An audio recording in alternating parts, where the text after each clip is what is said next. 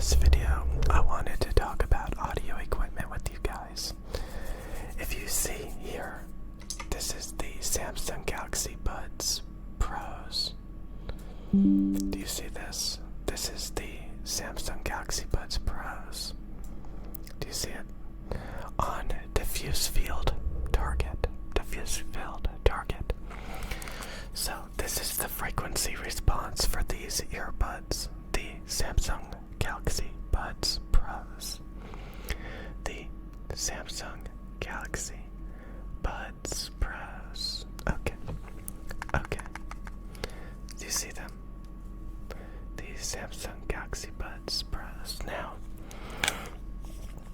the Samsung Galaxy Buds Pros have a warm, boomy bass, a wide soundstage, 3 kHz ear gain scoop, and a bright, open, diffuse field level treble. Okay.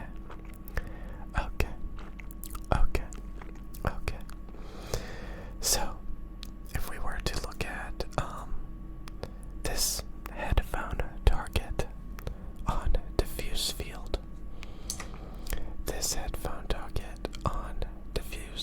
field, we would see the warm, boomy bass boost, the wide soundstage, and the bright, open, diffuse field treble. Warm and boomy, wide soundstage, and bright. This is what we call V-shaped because it's shaped like a V. It's V-shaped. It's shaped like a V. It's shaped like a V. V-shaped. Warm and boomy, wide soundstage, and a bright, open, clear treble. Okay, so this is speech-oriented, sibilant, sparkly. All of these amazing things. Okay. We also have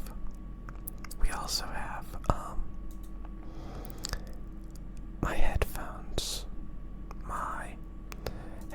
I use the Biodynamic DT990 250 ohm. The Biodynamic DT990 250 ohm. Okay.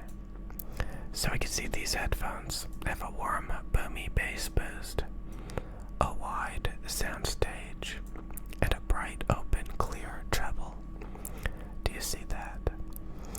Okay.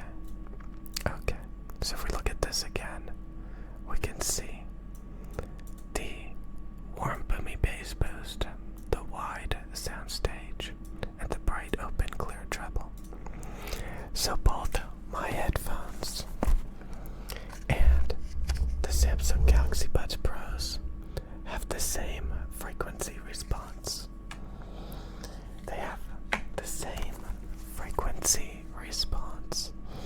If we look again, can you see it?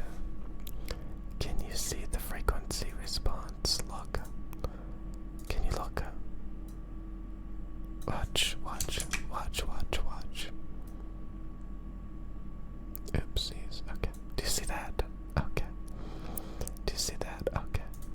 And then we go back over here. Do you see this? Okay. Do you see that? It's the same. Do you see that? It's the same. Okay. Do you see that? Okay. These headphones and earbuds sound about the same. They have a wide soundstage, a warm, boomy bass boost, and a bright, open, clear treble. Okay, do you see that? They're basically the same. Do you see that?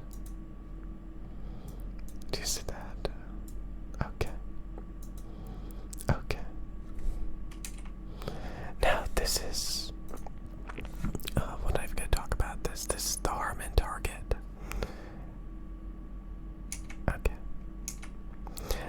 is for microphones.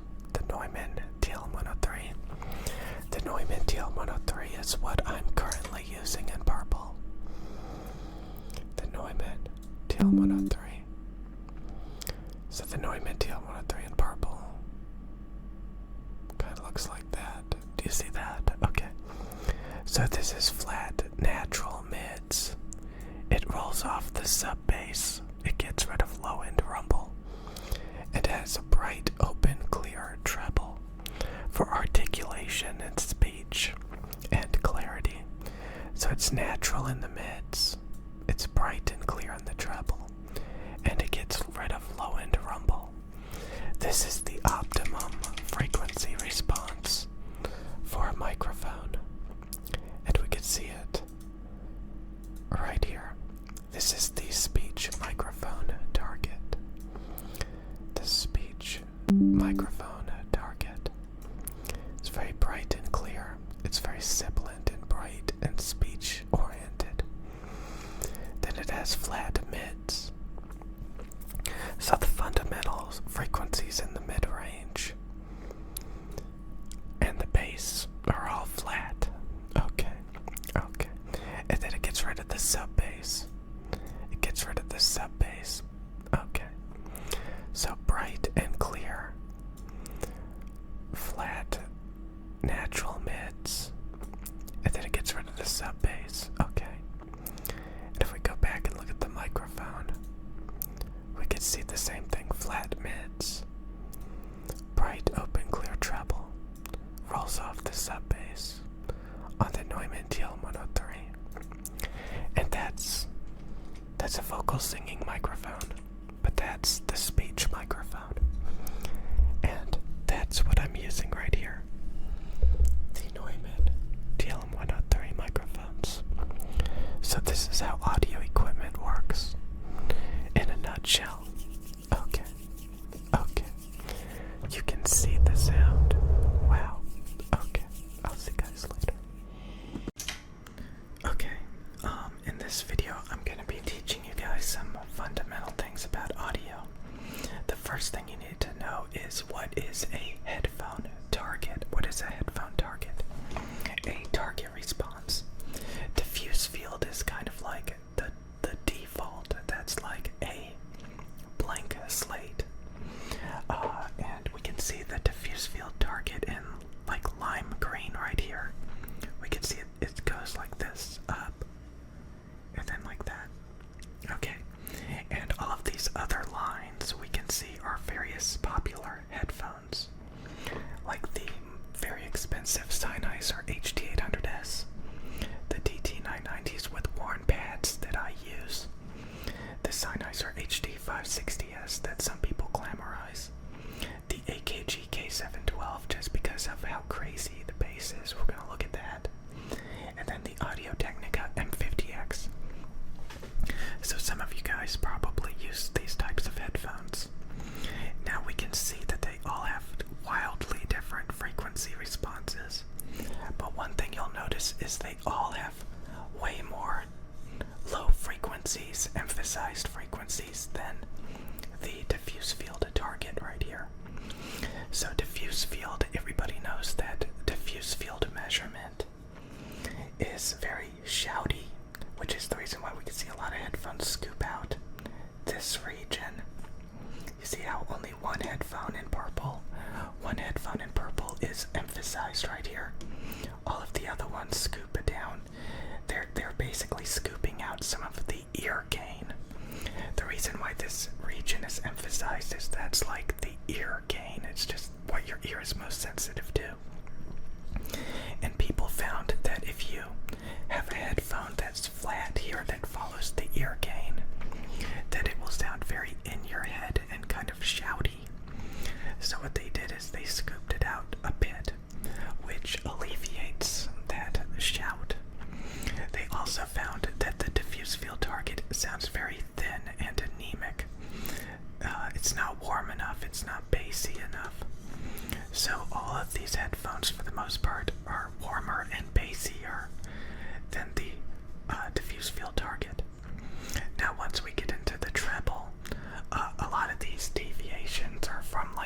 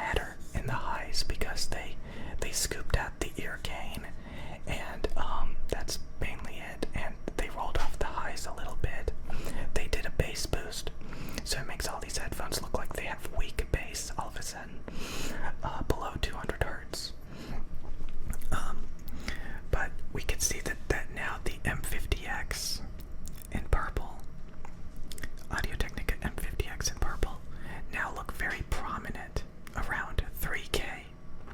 They look very shouty, very prominent there, because again, they do not scoop out the ear gain like the Harman Target says you should. Okay, so since the Harman Target is like the only target that's like attempting to be a industry standard, a lot of people worship the Harman Target, but a lot of people think the Harman Target doesn't sound very good. They think it sounds thin. They think the high frequencies sound a bit veiled. They think they sound okay. Let me show you. So this is my headphone target on the diffuse field. Both the Harman Target and my target have a scoop in the high mids at 3K. Okay, to widen the soundstage so it doesn't sound shouty. It has diffuse field level treble extension. It has a 10 dB bass boost right here. The Harman Target in comparison kind of looks like, let me show you. It's flat. It's flat here. That's kind of how the Harman Target is. It kind of has this mud cut on the Harman Target. So some people say that, you know, this is a warm headphone target that I have. You know, it sounds too muddy. So they scoop it out until 200 hertz and then they do the boost. But again, Harman Target also has the ear gain scoop right here. Like so. Okay. But the Harman Target like starts to like some people think that you should go like this. Some people think that you should go like this. Okay. Now the effect of doing this, some people think that this is a good frequency response.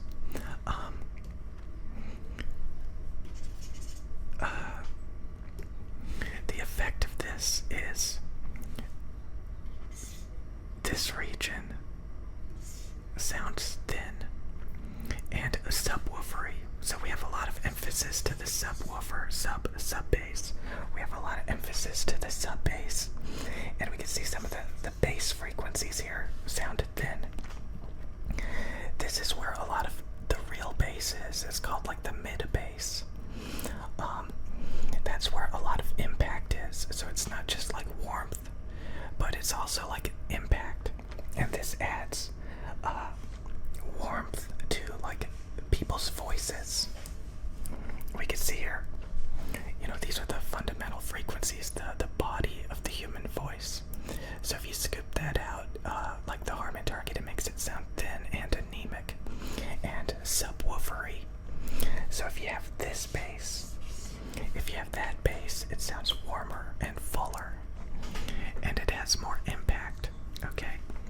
Now if you roll off the treble here, it sounds a lot darker. So one of the effects that some people have not considered is if you scoop this region out and you scoop this region out. Okay, so both these regions, thin, dark. Now you have a lot of energy in this region. Okay, so now this region is very prominent because you scooped out the highs and you scooped out the warmth. So this tuning has a lot of sub bass. So this is very subwoofery, very thin, very shouty, and very veiled. Okay, so this makes this region very prominent, even though it's rolling off a little bit here. It's very prominent, which makes it, you know, because there's not enough highs, there's not enough low mids or mid bass. So you end up having a lot of energy here.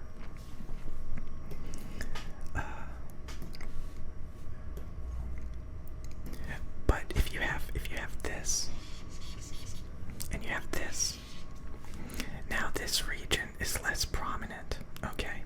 Because these regions and these regions are covering up this region a little bit better. Okay, so now you bring back the brightness, the speech, the articulation, the sibilance, and you warm up the sound so that the human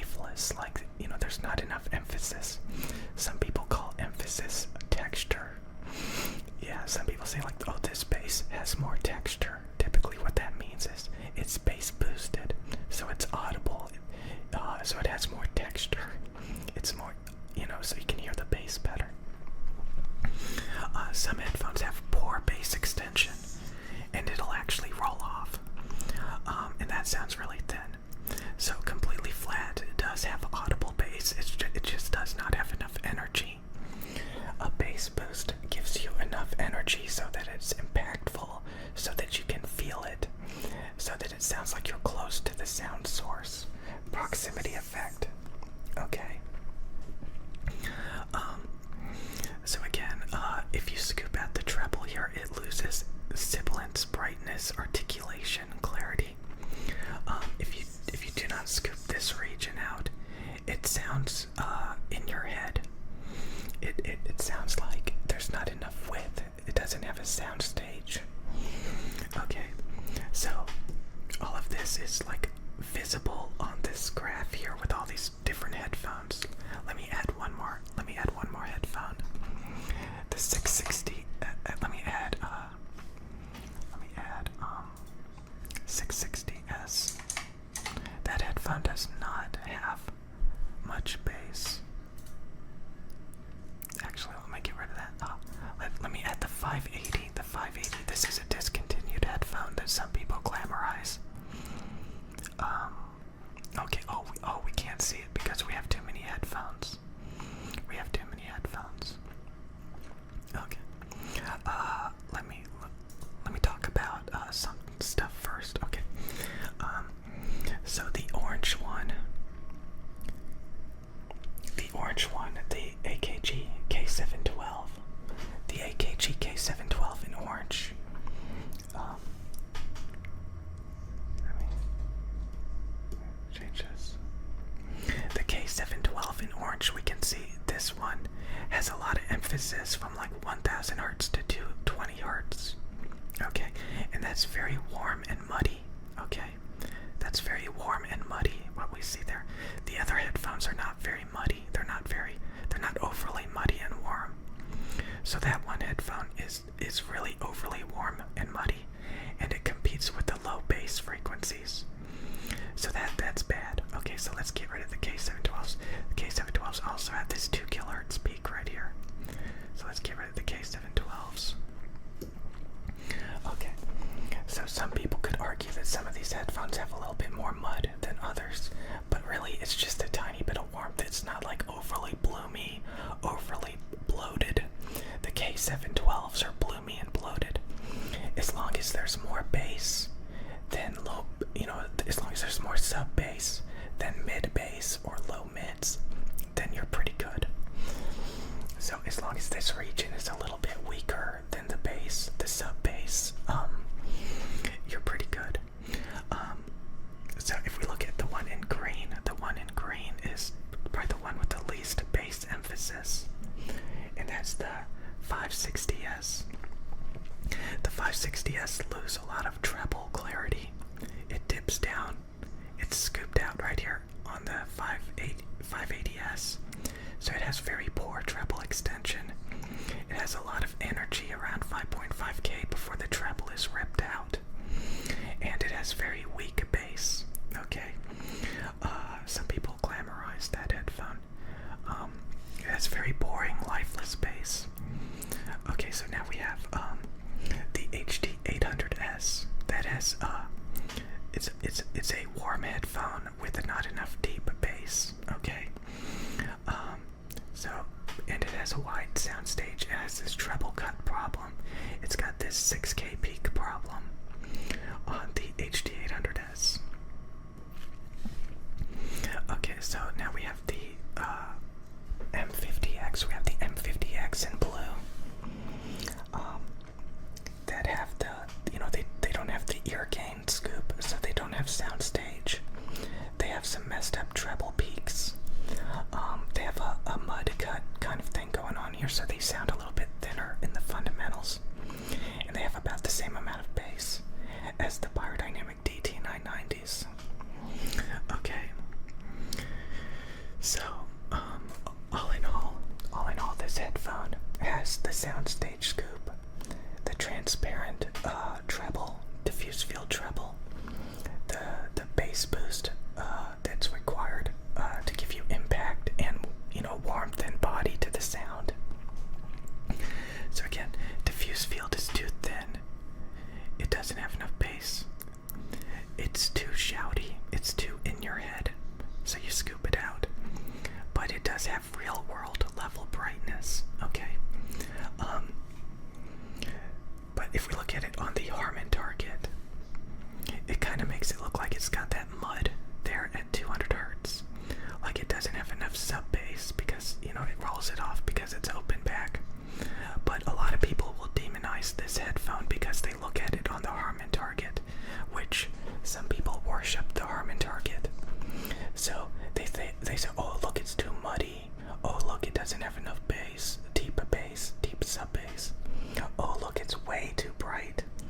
it's way too bright. So a lot of people are like, oh, you need to roll that off. You need to scoop that out, and you need to emphasize that deep bass.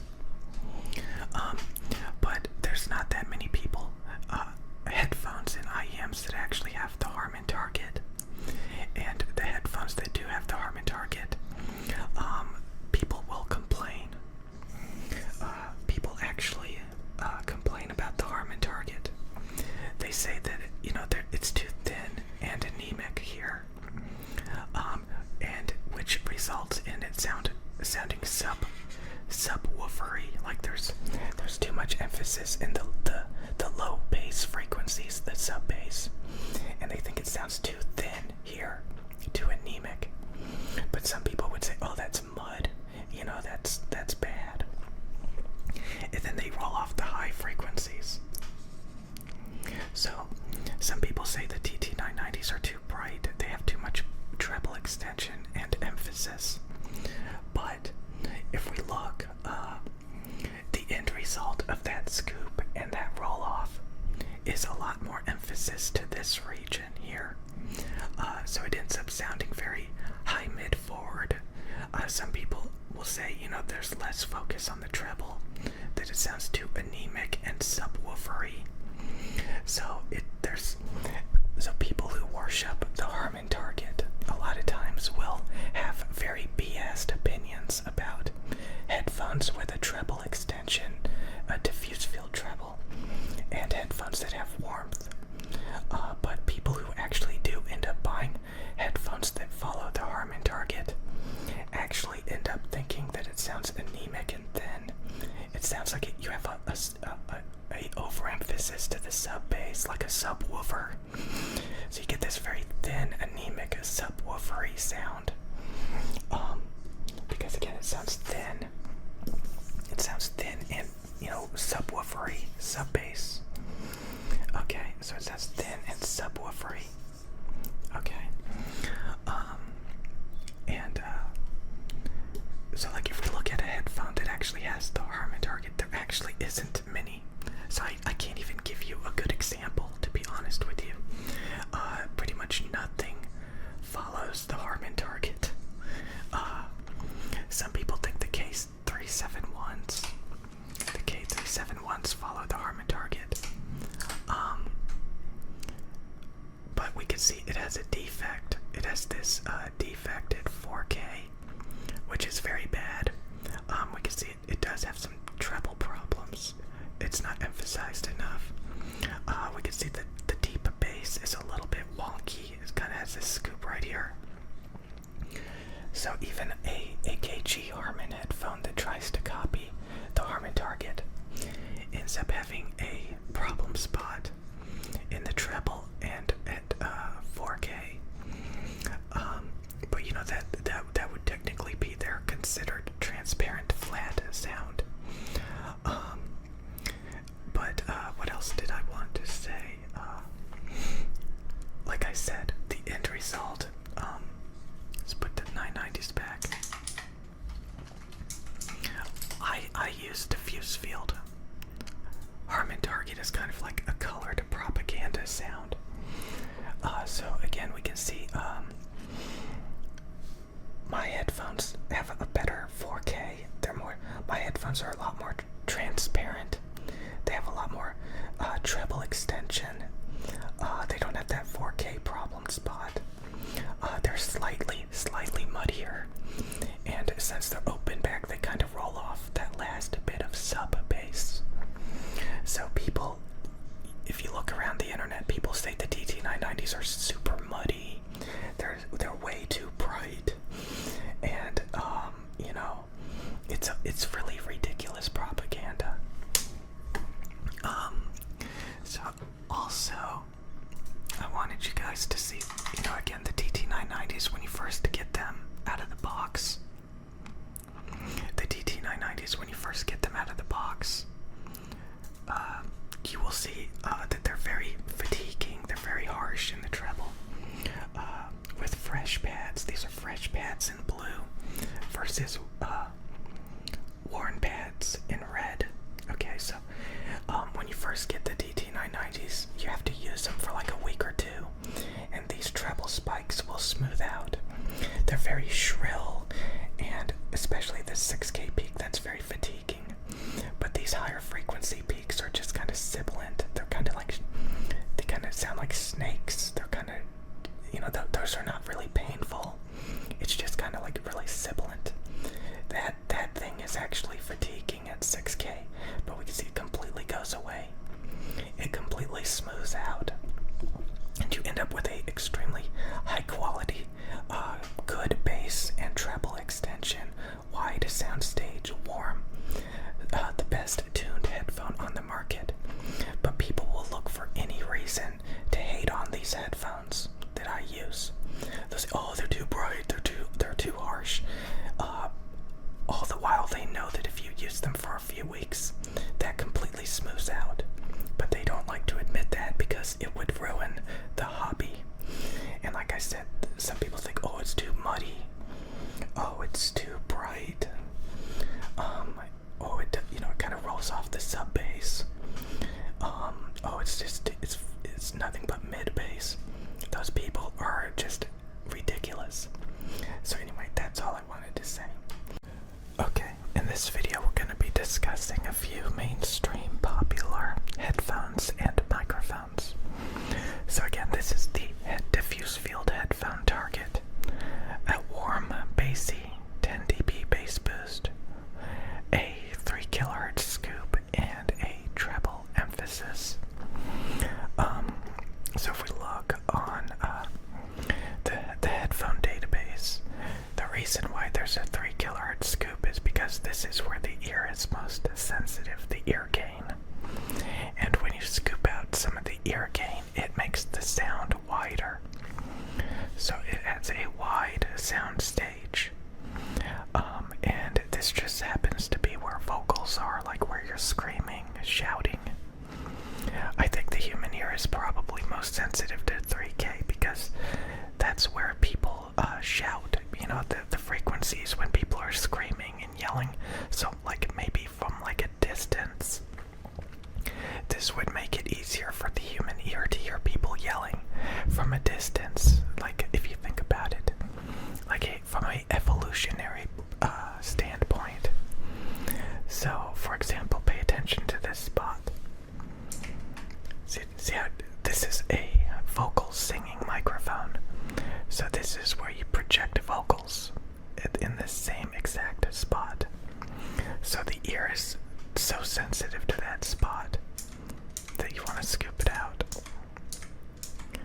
It's pretty interesting, you see that? Okay, so for a singing vocal microphone, you want to project and emphasize those vocals. But for a headphone, you want to scoop it out. Okay? The more you know. Okay. So let's go back to this. Oops. Let's go back to the headphone Target. Now we're going to compare the DT990s because they're the closest to the headphone Target to the M50X headphones. M50X headphones. Okay, so this is the M50X headphones. We can see they have about the same amount of bass in blue. The M50X, they have about the same amount of bass. They have this a spot right here where it's scooped out at 300 hertz, which kind of thins out the fundamentals, makes it a little bit less warm. Oh my God, why did I do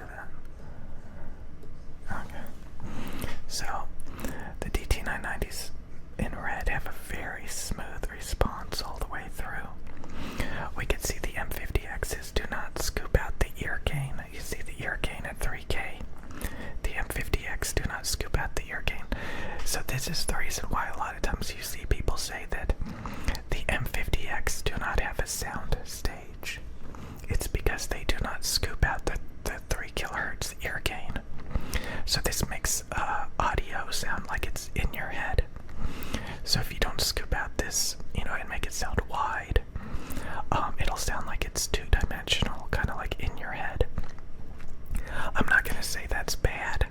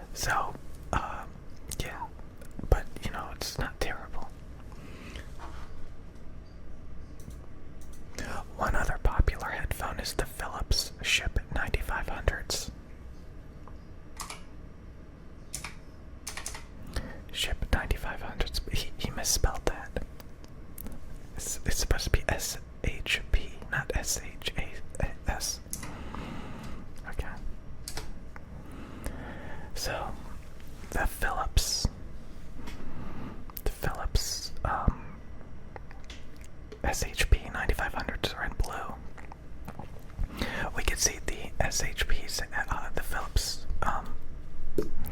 Philips have a soundstage scoop. They both have a soundstage scoop. The Philips have this huge peak right here that shouldn't be there.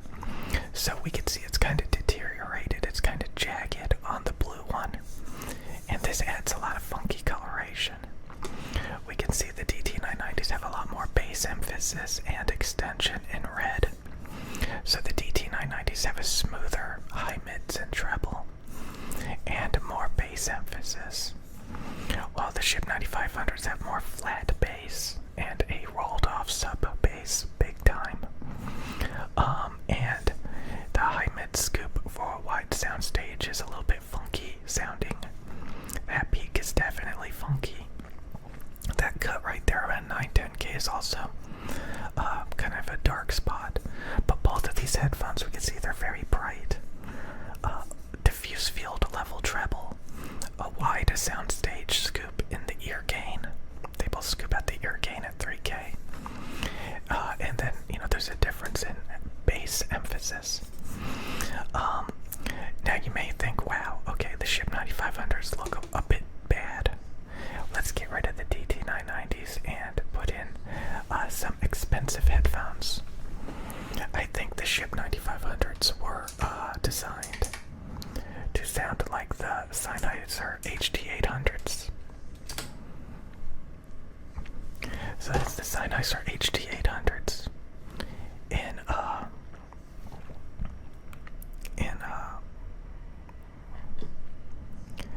blue. We can see they have about the same exact frequency response. They both scoop down here. They both scoop out the ear gain at 3K. They both have that 6K huge peak. They have almost identical frequency response. The Sennheiser HD800 have a little bit more bass extension. But I think when they were designing the Ship 9500s, they were trying to make them sound like $1,000 Sennheiser HD800s. So a lot of people who say that the Ship 9500s don't sound very good, just keep in mind that they actually sound almost identical, pretty much identical to $1,000+ headphones. So that's the reason why a lot of people like the Ship 9500s. They're bright and clear. They have a wide sound stage, and they're pretty decent in the bass. If you want analytical bass. So yeah, I don't want to talk too much about headphones that are not very popular, because there's thousands of headphones out there. I just kind of want to talk in this video about kind of some of the mainstream stuff that people buy. So M50X, Ship 9500s. Just kind of talking about the tonality differences and stuff like that. Okay, let's talk about microphones. So again, this is the microphone I use, the Neumann TL103. It follows my target the best. So if we go to the microphone target, for speech, for spoken word speech microphone, we can see it's got flat mids, a rolled off sub bass, a emphasis to speech and articulation in the treble, a bright open articulate treble with transparent flat mids and a rolled off rumble sub bass.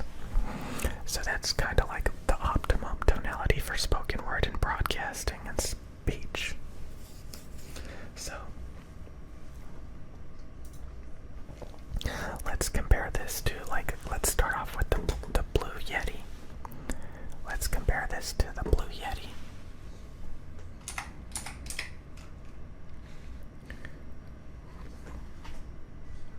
Blue Yeti. So this is a very common ASMR microphone.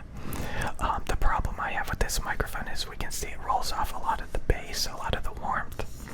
So it doesn't have that kind of intimacy when you get really close to the microphone. It doesn't sound like really warm and bassy. It kind of rolls that off, so it's always going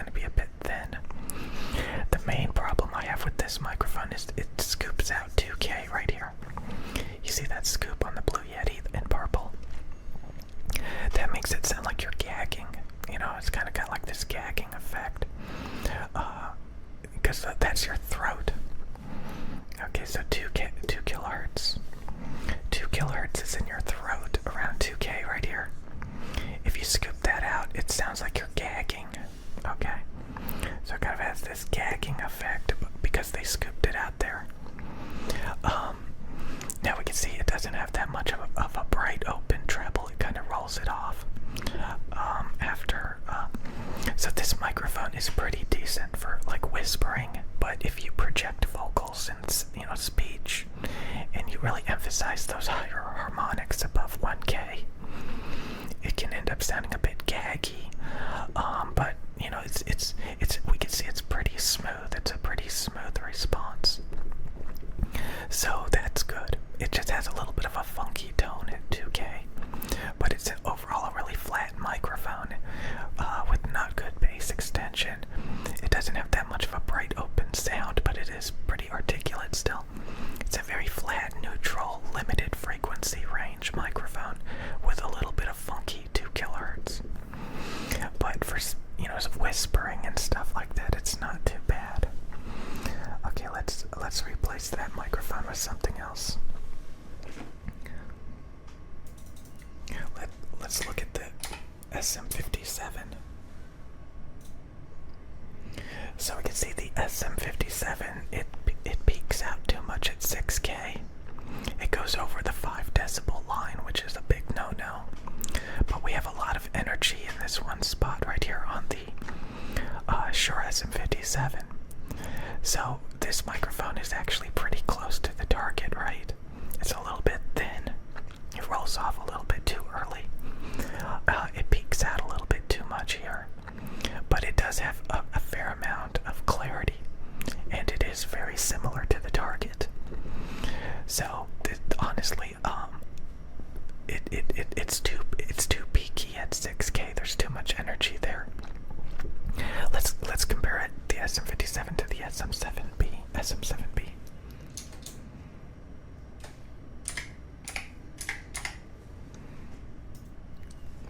So the SM7B has some switches, which is what these dotted lines are. We're not going to look at the dotted lines, but we can see they increased the bass extension on the SM7B. They flattened the high frequencies. So the SM7B is a bit darker. It's quite a bit darker. It still has that peak around 6K. The peak is still there at 6K. And then around 8, 9, 10K, it's scooped out quite a bit. And then it kind of goes back up a little bit for a little bit of sibilance and articulation. But it's got this dark spot. It's got a lot of energy around 5, 6K. So I really don't like the SM7B, and it's very gain hungry. It needs a lot of gain. Which stresses the preamp, which has preamp hiss. So you want a very sensitive condenser microphone always. In my opinion, dynamic microphones are outdated technology. You can find a handful of really good condenser microphones that just significantly outperform it.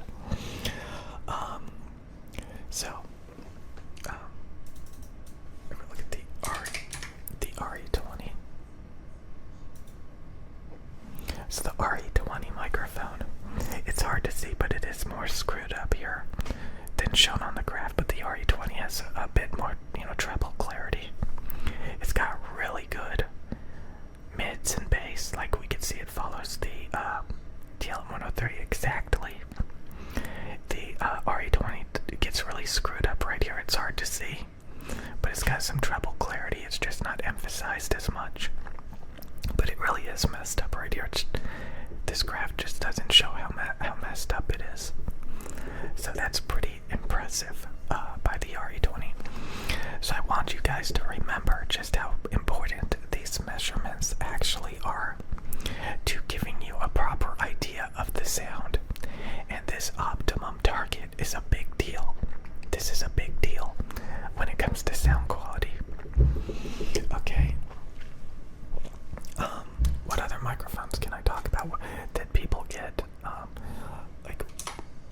We can look at some nerdy microphones. Like, I don't know if we should bother. AKG. We're not gonna do it. We're not gonna look at these these nerdy musician microphones. So again, most people buy these M50X headphones. They buy the Shure SM7B. They buy the Blue Yeti. You know, Blue.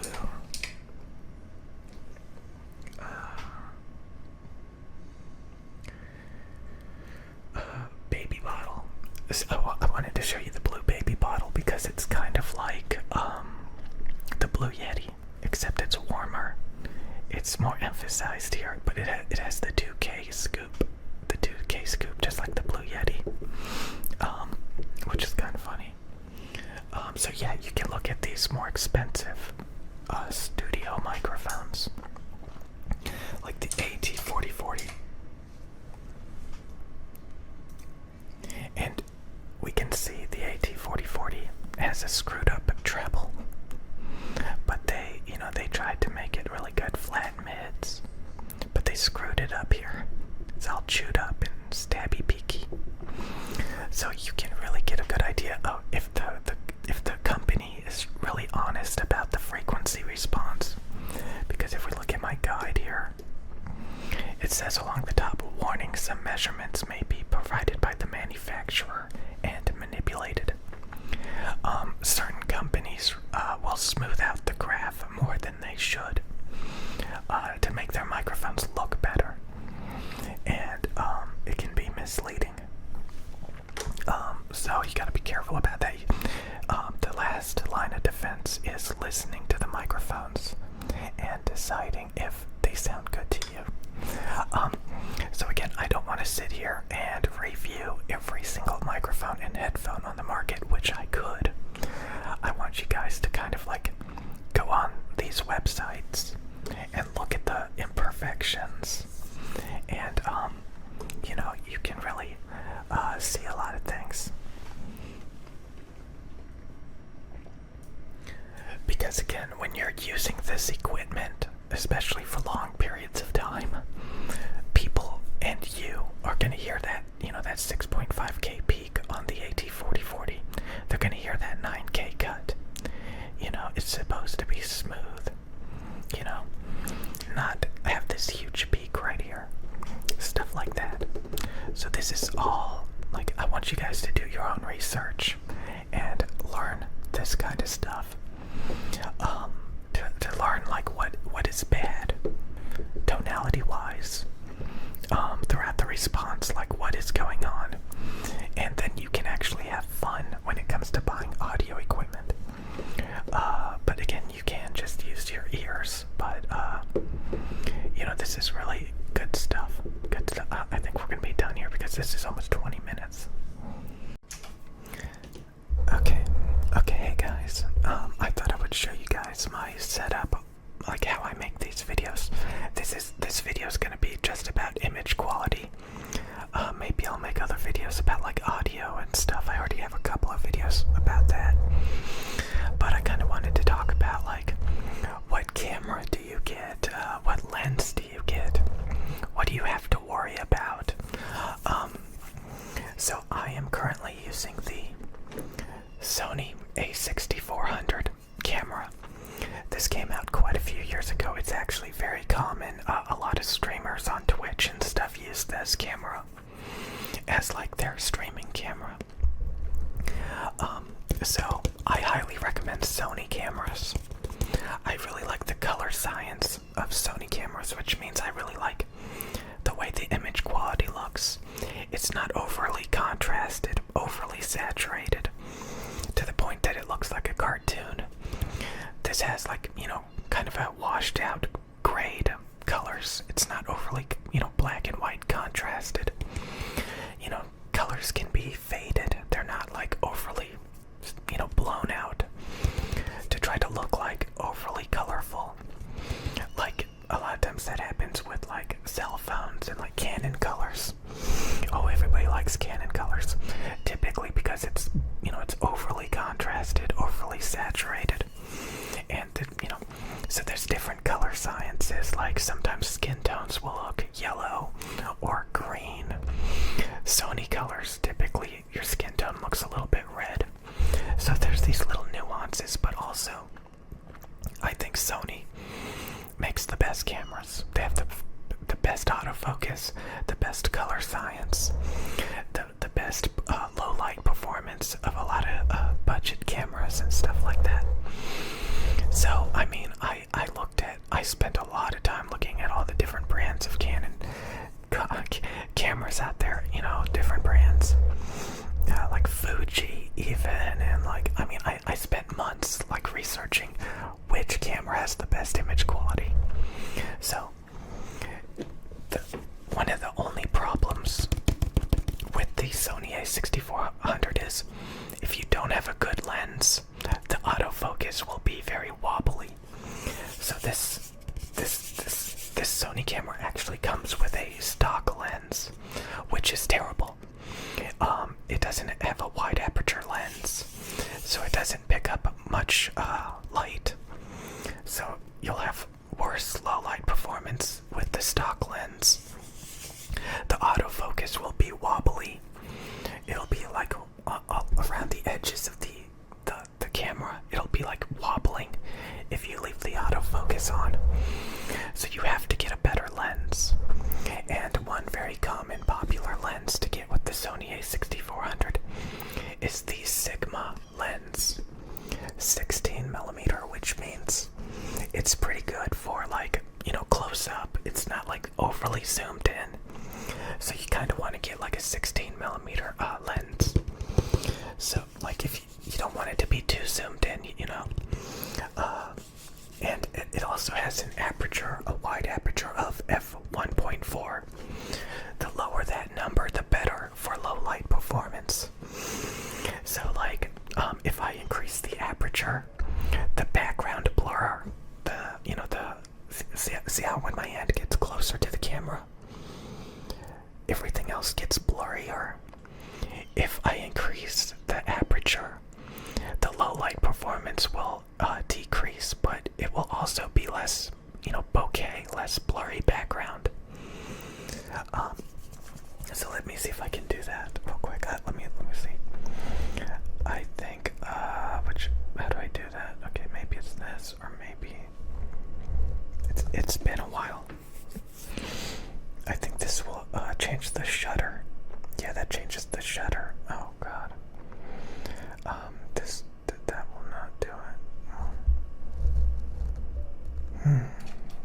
How do I change it? I know this will not do it. Crap. Okay, so that's the ISO. That's not what I want. That's not what I want. Okay, what the hell is that? That's not what I want. Exposure. Okay, now I got, so that's the microphones. Channel 1 and channel 2, that's the microphones. That's interesting.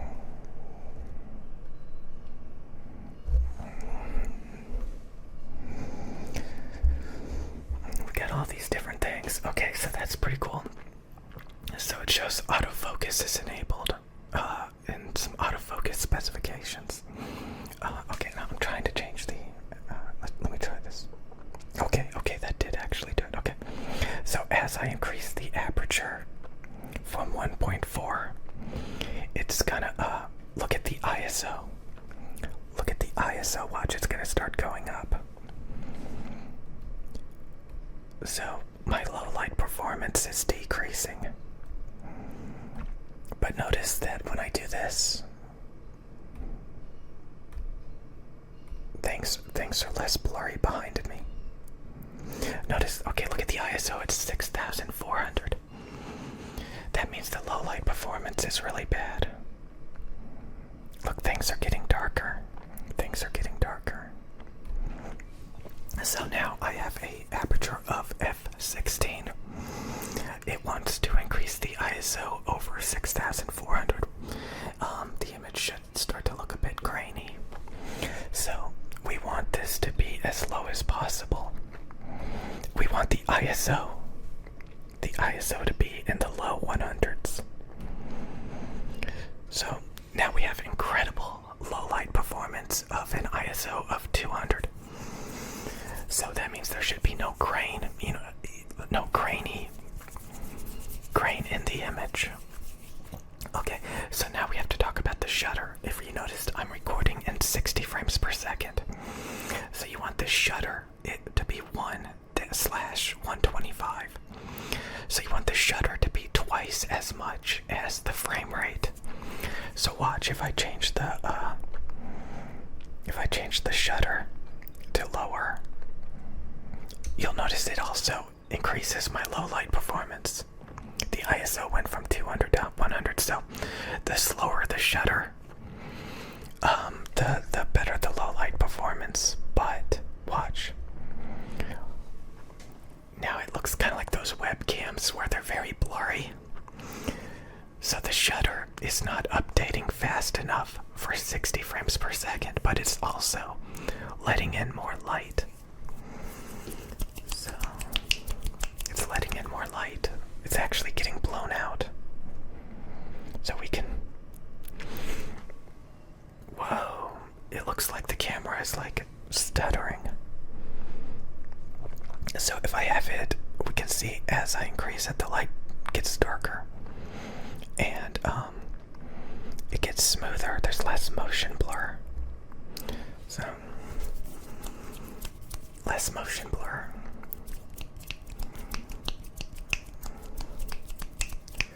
Okay. So I connect this to my computer. I think I'll switch to my phone in a second here to show you guys this part of the setup, but I connect my camera directly to the computer with the Elgato HD60 Pro, and I basically use OBS to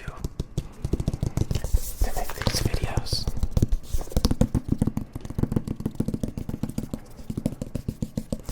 Look at that ISO, it's 160 to 200, that's crazy. Okay, so I think I'm gonna switch to my phone for the next part, so we can see what's going on. So give me a second. But yeah, we can see what's going on. There's the camera. Okay, give me a second. Okay.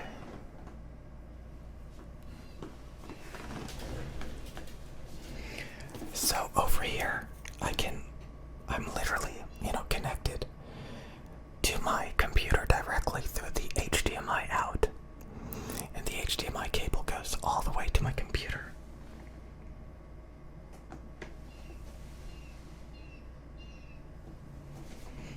So it's connected to those Elgatos. The Elgatos are capturing.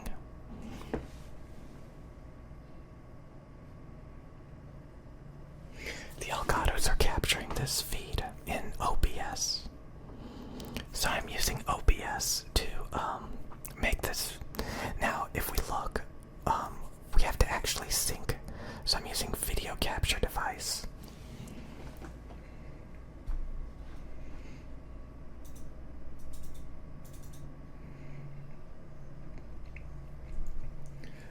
So we can see the Game Capture HD60. Now I have to actually sync up the audio. So let me show you that.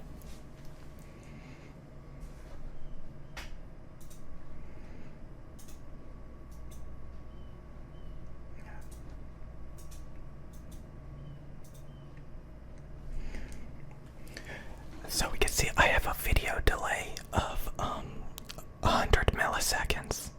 And I also have to have a delay for the audio, so everything is in perfect sync.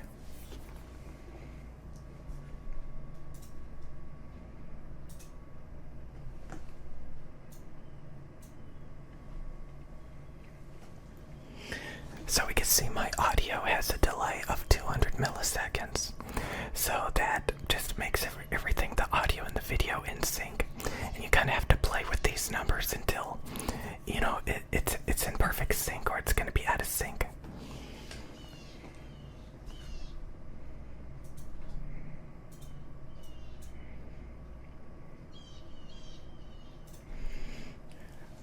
guess I'll show you some of my OBS settings for like video.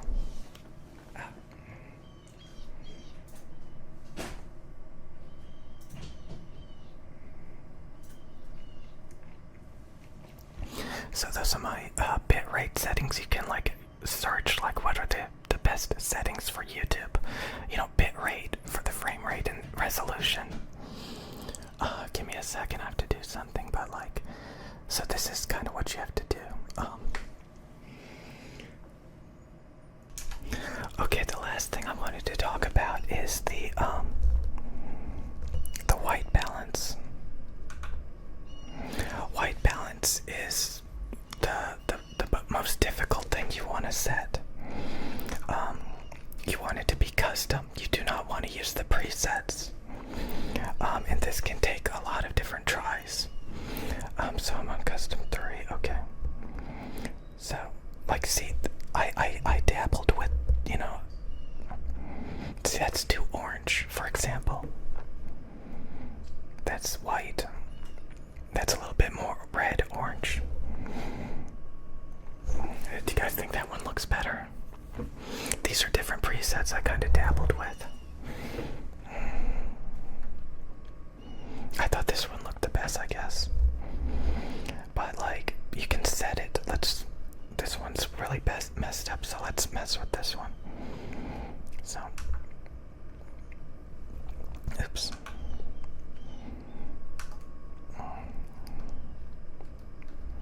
So this is how you set the white balance.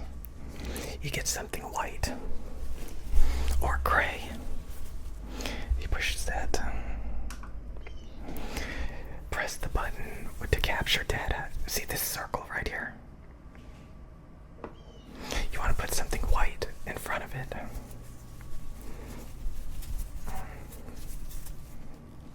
And then push the button. Okay, so does that look good?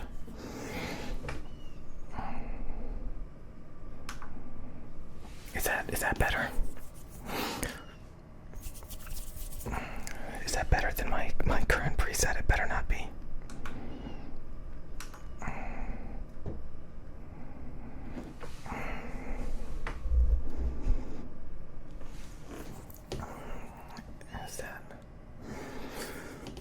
That better not be better than what I've been using this whole time. So again, white balance, like if I do it again, for example, it's probably gonna be different. Watch, it's probably gonna be different.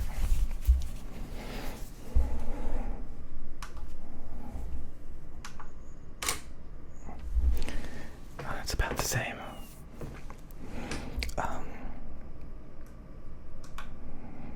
So you gotta be careful about the white balance because the presets, like, some of these may look good, like full daylight, fluorescent, cool white. Some of these may look pretty good, but they're actually hilariously off. So, like, you know, you may think think so. Yeah, so you really want to use like auto white balance. You don't want to use auto white balance because auto white balance, it may look good at first, but you'll notice as the videos progress, like if you're recording like a 15-minute long video, the white balance will actually start shifting around. So you will literally watch the colors like changing in real time. You'll see the colors shifting around and that's not good. So you want a kind of static, you know, manually set setting. So that number 1 actually looks pretty good, doesn't it? I set this one a long time ago, number 3. So it's very difficult. Which one looks more accurate? I don't know. But that's how you set the white balance. And you may want to, you know, test it. So anyway, that's it for this video. White balance, if you have OCD, is like the number 1 thing that you can mess up, and it will mess up all the colors. Okay, I'll see you guys later. That's how I do my recording setup. Okay, I thought I would add this to the end of the video, but I do use a compressor on my audio, and that is just to prevent the audio from, you know, clipping, going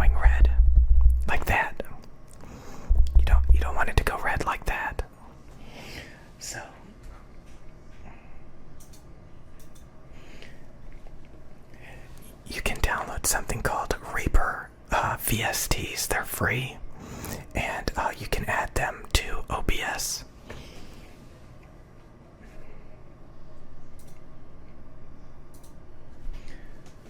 So those are my settings, and I want you to look at this.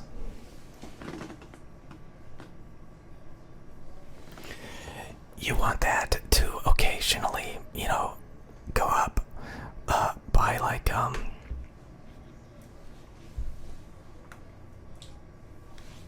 a few decibels. Like that just shows you're compressing. Anyway, just copy those settings. The threshold, the ratio, the attack, the release. Just copy all those settings. And then you add a gain boost. We have 10 dBs of headroom. We have to add that back.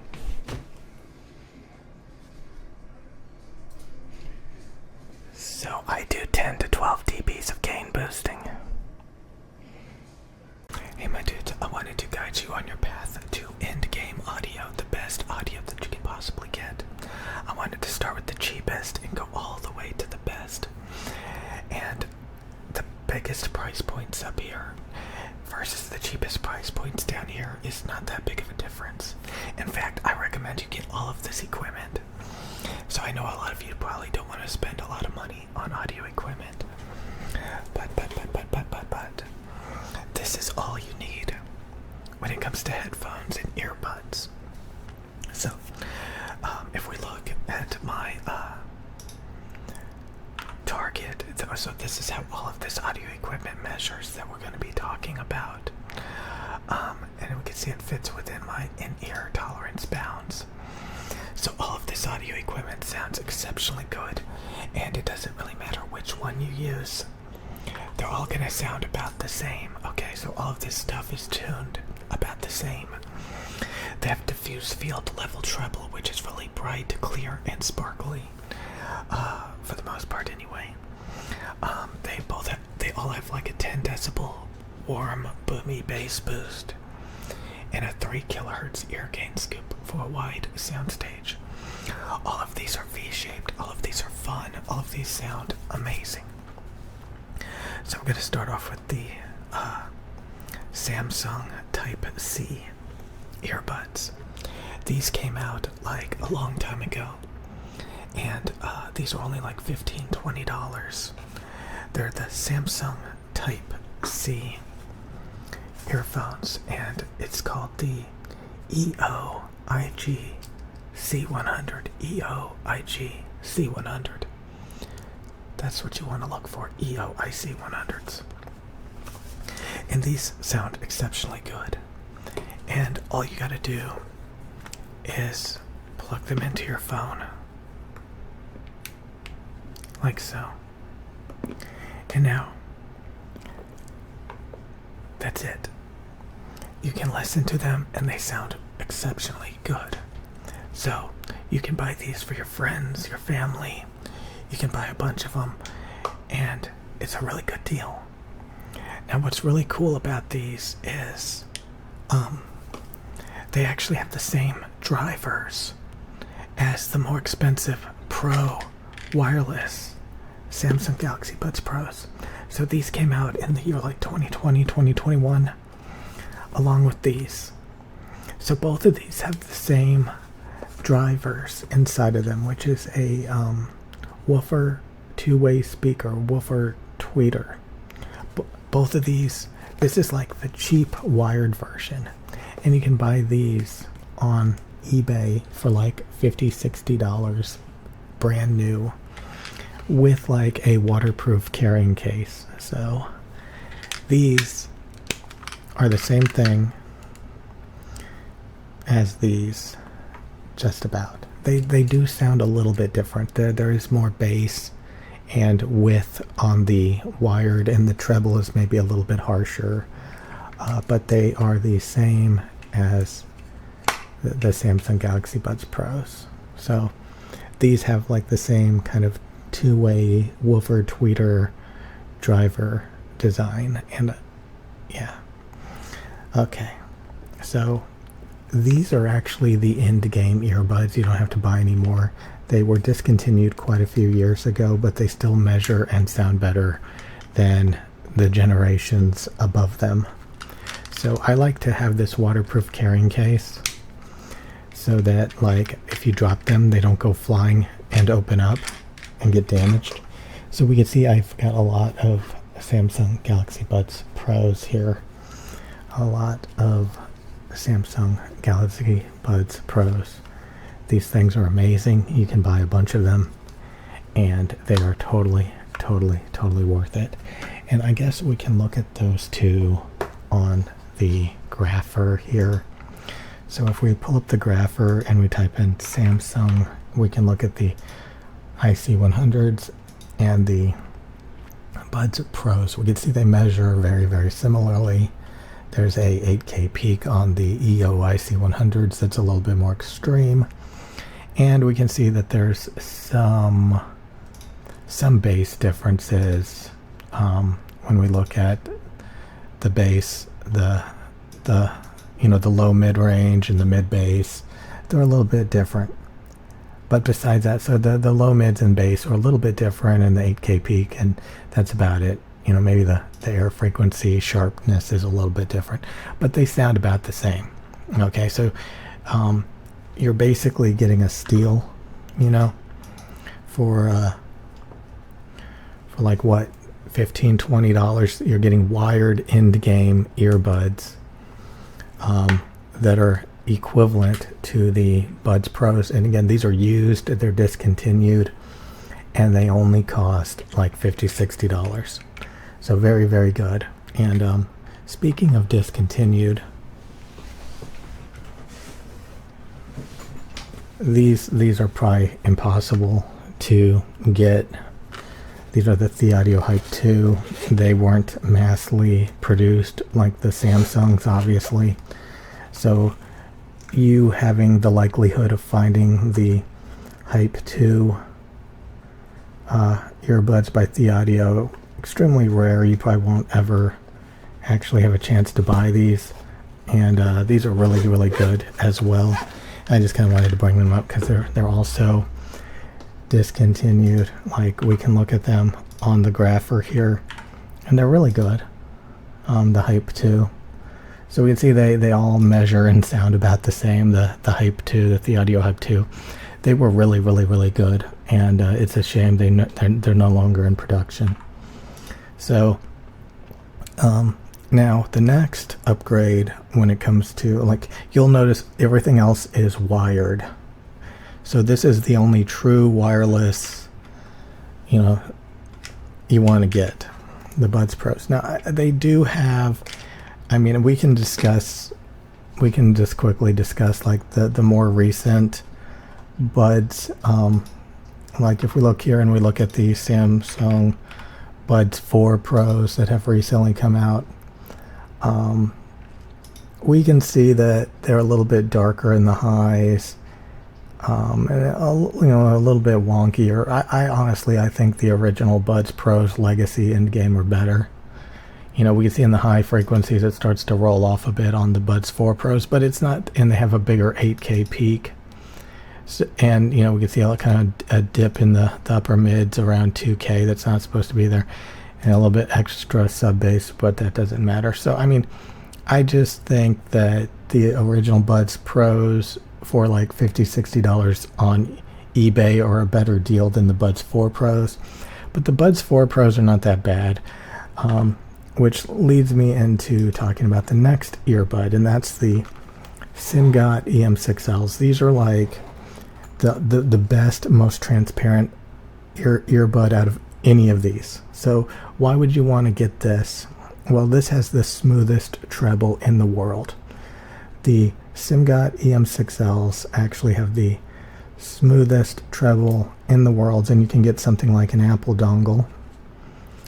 So we have this Apple dongle here, and this is adequate to give you perfect sound quality. So this is like studio monitors, the ultimate transparency that you could possibly want. You could mix and master with these. You can critical listen. especially like if you want to judge the tonality of a microphone. So say you want to hear how good this microphone actually sounds, you're going to want to listen to it on something that's completely transparent, and that's where you've got the SIMGOT EM6Ls that have a perfectly smooth, well-tuned frequency response. So these are like $100 something, $120. We can see that I got the upgraded cable for these. I honestly should buy more of these. I really should. But we can look at these on the frequency response grapher. And I kind of also wanted to talk about them in relation to the Buds 4 Pros. So we can look at the SIMGOT EM6Ls in relation to the Buds 4 Pros here. We can see they actually have a very similar sound when it comes to like kind of a rolled off top end. Like both of them kind of have like a little bit of a rolled off top end. But you can see that the SIMGOT EM6Ls have the smoothest treble. We can do this thing where you trace over the frequency response. You get a little pen and you're just trying to trace over it like this. And if you can trace over it without ever going over a peak or a cut, and you can just like trace over it like that, that is super smooth in the treble. You never see anything like that through 99% of audio equipment. Having smooth treble like this is just unheard of, especially this bright, open, and clear. Usually it's more dampened if it is kind of smooth. So you get extremely transparent sound quality, extremely well tuned, and honestly the only nitpick I have about them is they do roll off the highs just a tiny bit. It sounds a little bit dampened, just a tiny bit, but it's not the end of the world. Okay, so this is kind of like a dampened room, Now, like I said, here is like the ultimate in-game wired earbud, and it's actually like a bundle. You can get the dongle, the TP35 Pro, which has a 4.4 millimeter and a 3.5 millimeter jack. So this EPZ-P40, these are what I consider end game the best earbuds in the world. They use a 4.4 millimeter, which really gets rid of like crosstalk and adds more width and separation and stuff. Now these are the world's best earbuds in my opinion, the EPZ P40s with the 4.4 millimeter cable connected. So you'll probably have to get a adapter dongle that supports 4.4 millimeters to get the best out of this, like the TP35 Pro here. And if we look at the frequency response, it is also exceptionally smooth across the board all the way.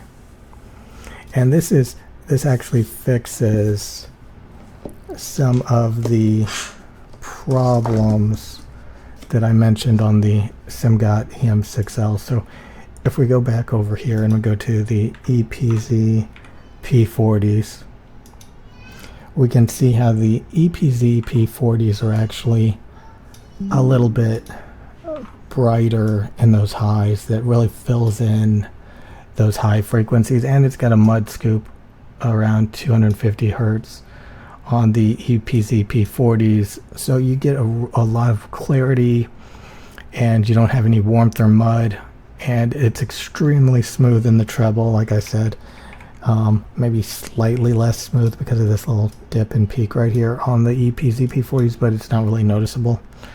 So I think the EPZ P40s are the most clear, detailed, transparent, well-tuned, punchy bass, because of that mud scoop in the mid bass, like in low mids. So good separation between the mids and the bass, and extremely bright, open, and clear. And so I really think that the EPZ P40s with a 4.4 millimeter is the end game the best. Now, what about headphones? Well, the DT990 Pro 250 ohm are what I consider the best headphones in the world to get. Now these are fresh pads, so we can see how silver they are. And when they're fresh pads, there's going to be a lot of left-right channel imbalance, like the left and the right side are going to sound a little bit different. It's going to sound extremely bright and shrill and a little thin in the mid bass. So these actually age like a fine wine. The treble smooths out as the pads compress and get used more. And the bass warms up in the mid bass, so they sound less thin. So the true end game is actually worn pads that have been used for a long time. So these age like a fine wine. These are like, they're better the more that the more that you use them, the better that they are. They actually sound better with time. So we can actually pull that up now. So we can leave like the EPs, EP40s here and get rid of the SimGots.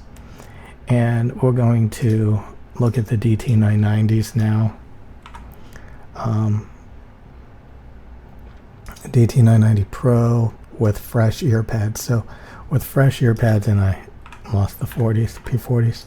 So we can see with the DT990s and the EPs, EP40 have the same kind of thin mid bass. That we can see the EPs, EP40s have a huge punchy sub bass and bass, while the DT990s, since they are open back, they roll off the bass.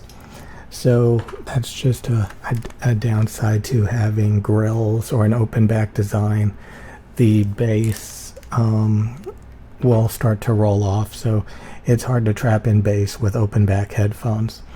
And we'd see with fresh ear pads, we've got these treble spikes, especially at 6K. That's the bad spot. But we'd see 3, treble air peaks and a 6K presence peak. And we can see if you smooth this out, you get the EPs, EP40s. So the EPs, EP40s are basically like smooth treble versions of fresh pad DT990s. So if you were to get rid of these peaks and cuts and stuff, they would sound about the same, okay? In the treble, if you get. Now, once the pads wear in on the DT990s, we can see that the sound changes dramatically. So with worn ear pads, we can see that the presence region drops down a little bit compared to the fresh pads that are much more prominent, like the P40s. But we can see they have the same mid, treble, and air basically. And again, the low mids and mid bass, they do warm up a little bit in relation to the fresh pads. So you end up getting a different sound over time. But definitely fresh pad DT990s and the EPs, EP40 sound very, very similar. And then as the pads wear in, they get warmer, more recessed in the presence. And then you could probably compare them more to like the EM6L's low frequencies and less so like the EPZs. So you kind of get like the best of both worlds with the DT990s. You get the warmth and recessed presence region of the EM6Ls, but you get a shimmery, airy, or sparkle on the DT990s, while the EM6Ls sound more closed off, like a dampened room. The DT990s sound more open and sparkly and shimmery. And again, we can see the bass differences. The bass rolls off on the DT990s. So we're going into like really sophisticated, sound characteristics here. And I would say worn pad DT990s, SimGot EM6Ls, EPs, EP40s, the Samsung Galaxy Buds Pros, all of these have their use cases wireless on the go. I use these to walk to the gas station, buy energy drinks and stuff like that. You can give people these Type C earphones. They sound about as good. For $15-20, you can get studio critical listening with the SimGot EM6Ls, and then for the best tuned, most optimum, the EPZ P40s with a 4.4 millimeter dongle, and then for headphones, the end game is Warnpad DT990s. So you get them fresh. They sound they're pretty harsh. They're pretty fatiguing when you get the DT990s fresh, but they smooth out and they will be the best headphones you've ever had in your life. So I'll see you guys later, alligators. Yeah, boys. Okay, I wanted to talk about the second microphone target, which is for singing. Since I don't sing, I don't really care about this particular target. But basically, there's the singing U47 style. You can call this the U47 style. And this is like for spoken word. This is like the U87 style. So U87 has flat mids. U47 has tilted mids. So tilted versus flat. Okay, so tilted versus flat mids. Okay, that's really the only difference. It boosts the vocal presence right here around 3 to 4K. While on this one, it's flat. Okay, so it boosts the vocal presence versus flat. Okay, so this is for projecting your vocals on top of a mix and thinning out vocals. We can see this kind of tuning on a lot of microphones. So this is the Shure SM7B, and we can see that's the tilt. So that thins it out and projects vocals on top of a mix. That's the second tuning. And then the flat tuning. The flat tuning is more natural. The flat tuning is for spoken word, and it's a lot more natural. It can be used for singing as well.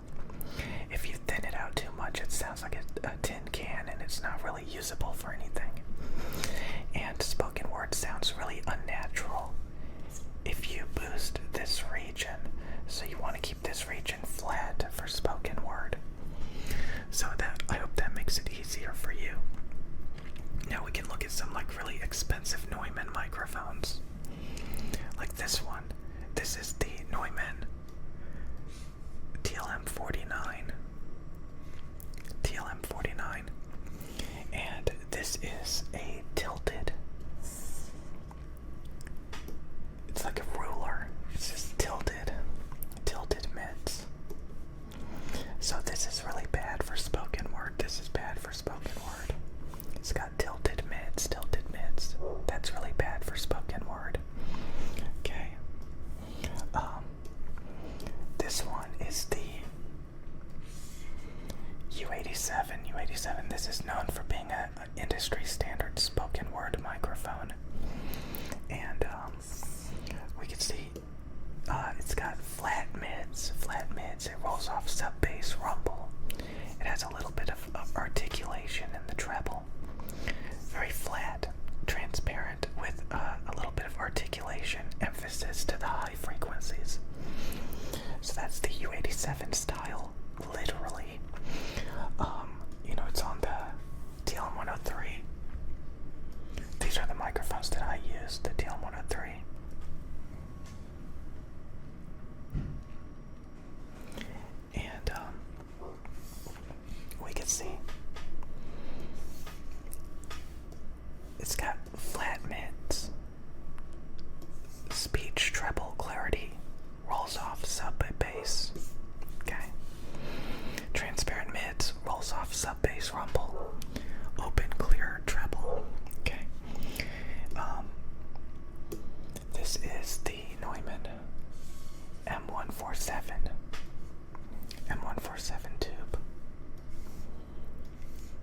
And this has tilted mids. Typically flagship microphones try to be the U47 style. So they boost 3 to 4K, they de-emphasize speech, they open back up in the treble. So they boost the vocal presence, they de-emphasize speech, and then they open up again. And a lot of times they'll roll off just a little bit. Below 1K, you don't want to roll off too much because it will thin out vocals too much. So you don't want to get rid of that too much.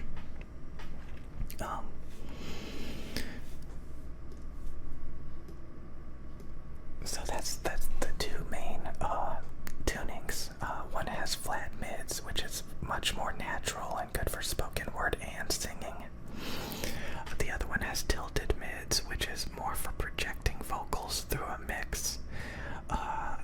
This is the vocals like ah la la la la la la. We can see that on the guide.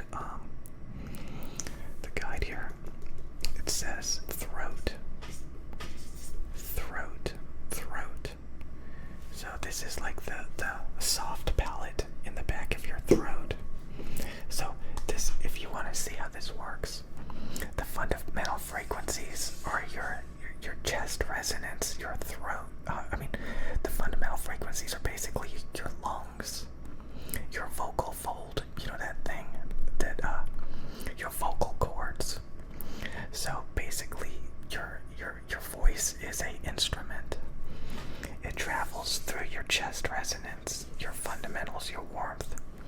It gets higher in frequencies. It goes in through your throat, up your throat to the back of your soft palate in the back of your throat. And then this is like vowels. This is like the oral cavity in your mouth.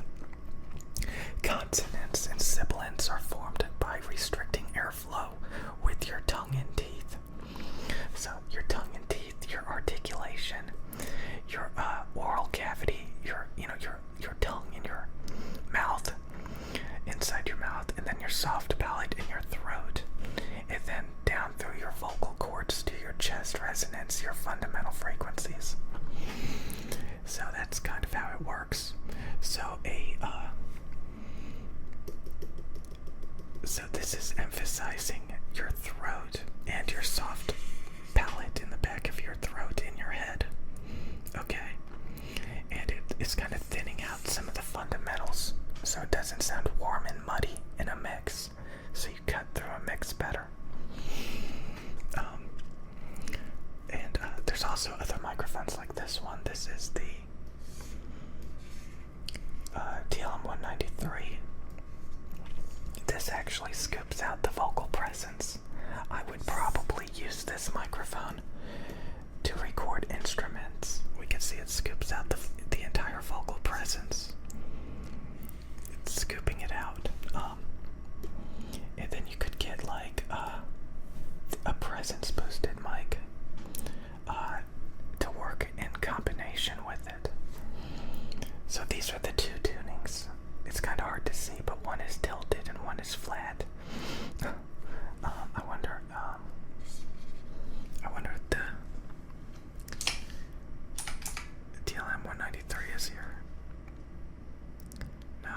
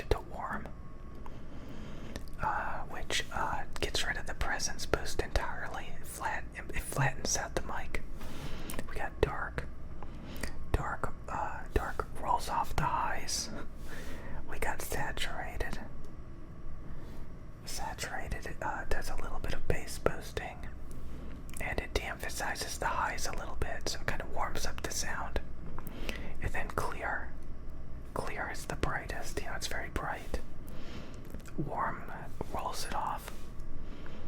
So there's different tunings, okay? There's different tunings you can do, definitely, that you can play around with. But if you know the science behind it, you'll notice that microphones do not boost over 5 dBs, for example. So there's a distinct science behind these tunings. So many people think about microphones as these extravagant, expensive things, but really it's all about the tuning and just having reasonably good components and competency to produce good performing equipment. But at the end of the day, it's about the tuning. It's about, and if you know the rules, you know exactly what to get. So that's the reason why, like, I don't need one of these vocal singing microphones or tuba microphones.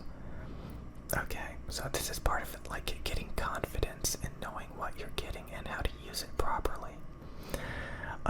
You have to be really good at hearing tone and stuff like that to be able to really, for this stuff to actually matter. So this is the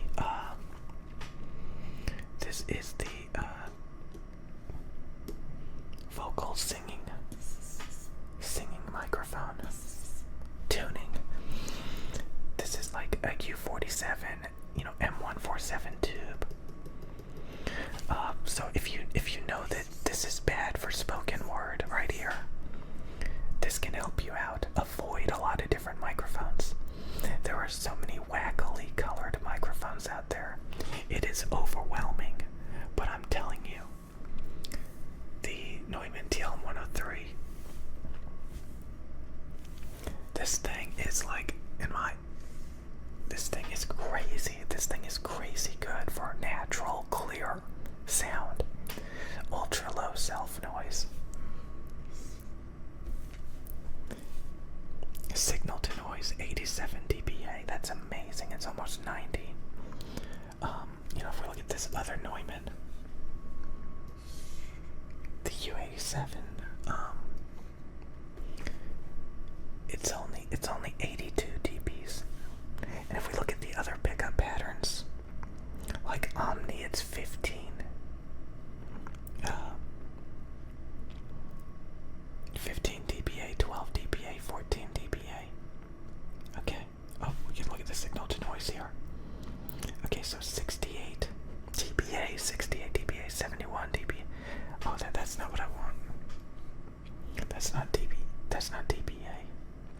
Okay, that's dBA. That's dBA right here. That's A-weighted. That's what we're looking for. So it's 82 dBs in cardioid, 79, which is terrible. It's in the 70s in Omni. Figure 8 is 80. So cardioid is 82. That's mediocre. This one, it's 87. The TL103, 87. That's better. And it's only in cardioid. It's got everything you need and nothing you don't. It has very good performing specs. So anyway, that's it for this video. I just wanted to talk about the tuning that you really don't need to worry about for most people, and that's the singing tuning. This is only good for singing, like stage microphones. Stage microphones use this tuning a lot to cut through a mix. They thin it out. They do a boost up in these high frequencies for presence boosting. So they thin it out. And they make it shouty and bright. So to cut through a mix and not sound muddy and dark. Okay. So yeah, this is mainly a tuning that's very specifically designed for like singing vocals. It's not good for spoken word. Okay, in this video I'm gonna be teaching you guys about the optimum headphone target and how to read headphone measurements. So this is the optimum headphone target. We can see it's got a soundstage scoop.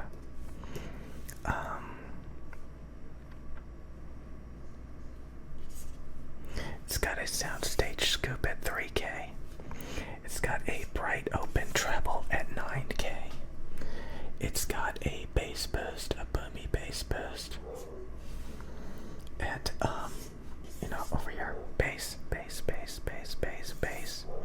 Okay, so we got a bass boost, a nice warm bass boost. Okay, we got a warm bass boost of 10 dBs. Remember that you boost by 10 dBs. The soundstage scoop is around negative 3 to 4 dBs. You don't want to scoop any more than that. And diffuse field level treble is very bright and clear, so we don't want to boost much more than 0 dBs. So diffuse field is bright. It's a little bit shouty, which is the reason why you scoop right here for diffuse field measurements. And then diffuse field is also very thin, which is the reason why we do a 10 dB bass boost, a warm 10 dB bass boost.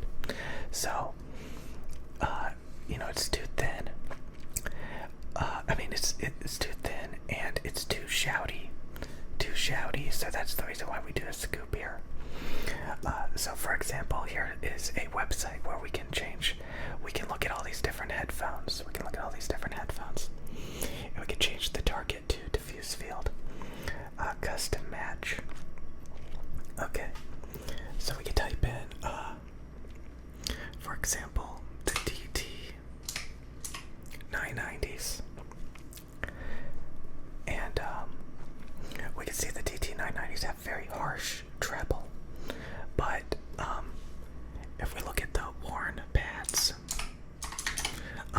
ear pads on headphones can drastically change the sound. Most headphones and IEMs have like dampeners, which can dampen like treble spikes and stuff. So when we look at the worn ear pads, we can see the worn ear pads in blue.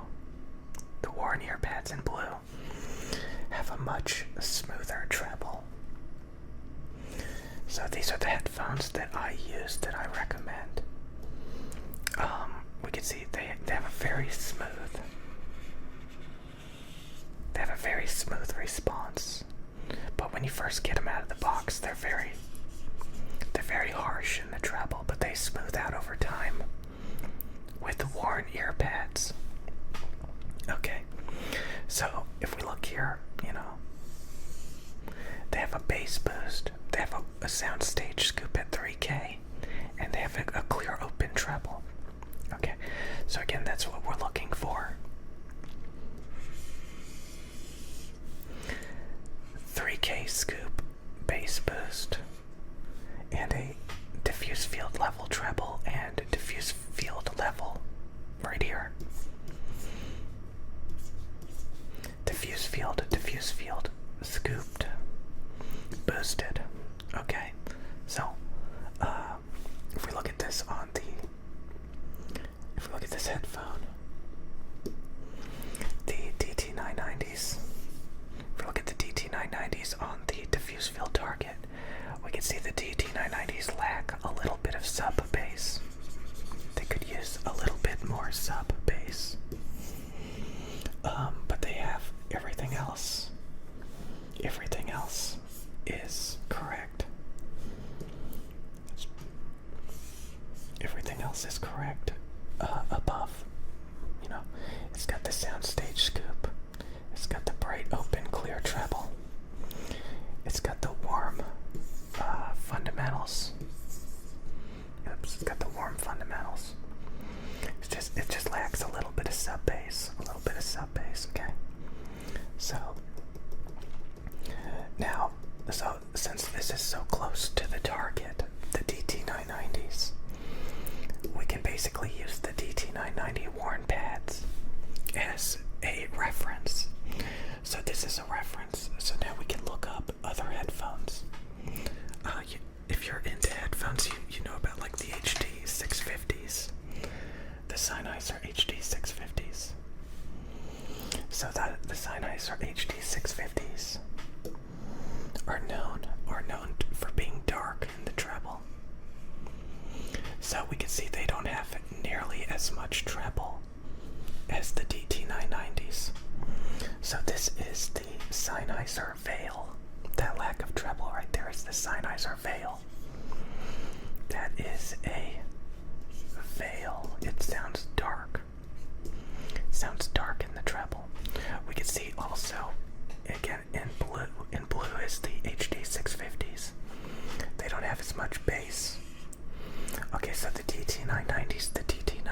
in red. The DT990s in red have a much more bass. Okay, so the main difference between the biodynamic DT990s and the HD650s is bass and treble extension. DT990s have brighter treble. DT990s have more bass, so bass, treble, wide soundstage. Honestly, the DT990s are just better tuned. They're just better tuned. They're better tuned. Okay, so we can look up, some people say, well, why don't you get the biodynamic DT1990s? The 1990s, those are more expensive. The 1990s are more expensive than the 990s. But if we look here, we can see the 990s in blue, the 1990s in blue, the 1990s in blue. The 1990s in blue have this huge 4K cut, this huge 8K peak, this 9K cut. They don't have as much bass. So the DT990s have more bass and a smoother treble. The DT990s in red have a smoother treble. Okay, they don't have the 4K cut, the 8K peak, or the 9K cut. And they have more bass. So, sometimes, a lot of times, more expensive headphones like the biodynamic DT1990 are actually worse than the cheaper DT990s. So here we can see like all of the defects in the headphones in these comparisons. Okay, so this is really cool, right? This can give you a lot of confidence in the equipment that you're using. Okay, so what about some really expensive headphones? The HD800S. Okay, so the Sennheiser HD800S are very expensive headphones, thousands of dollars. While the DT990s are like $250. So if we look at the HD800S in blue, it has analytical bass, which means the bass is not prominent enough. So this has like flat, lifeless, dead bass. You really do want a bass boost. Flat bass is actually really bad. Okay, we can see they both have a soundstage scoop. Both headphones have a soundstage scoop at 3K. They both have the soundstage scoop, but the DT990s have more bass impact, more bass emphasis. Once we get into the treble, we can see this huge 9K cut on the HD800S headphones. So the expensive headphones, we can see they have this 6K peak, 9K cut. So if we look at that, so this is really bad. See that's really bad. Okay, we want it to be smooth. We don't want this huge peak or this huge cut. So we can see the DT990s are smooth right through that. There's a 6 kilohertz peak, on the HD800S, a 9 kilohertz cut, and then it peaks back out. So it has a dark spot, a fatiguing 6 kilohertz peak. They have the same soundstage, and the DT990s have more deep bass impact, more bass impact. So HD800S have flat, analytical, lifeless bass. DT990s have fun, impactful, powerful bass. DT990s have a smooth, open, clear treble. HD800 have a 6 kilohertz peak, a 9 kilohertz cut problem, and then it peaks out back up here again. So this is bad. Okay. So this is just bad. You see the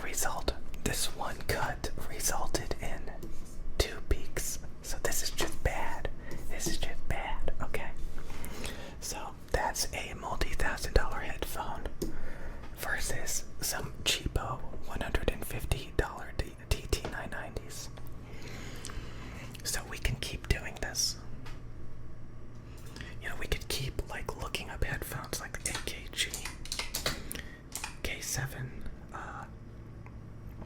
K712. Okay, so we can see the differences between these two headphones. Okay. So the K712 are very warm. They have this 2K peak. This peak right here, this cut right here.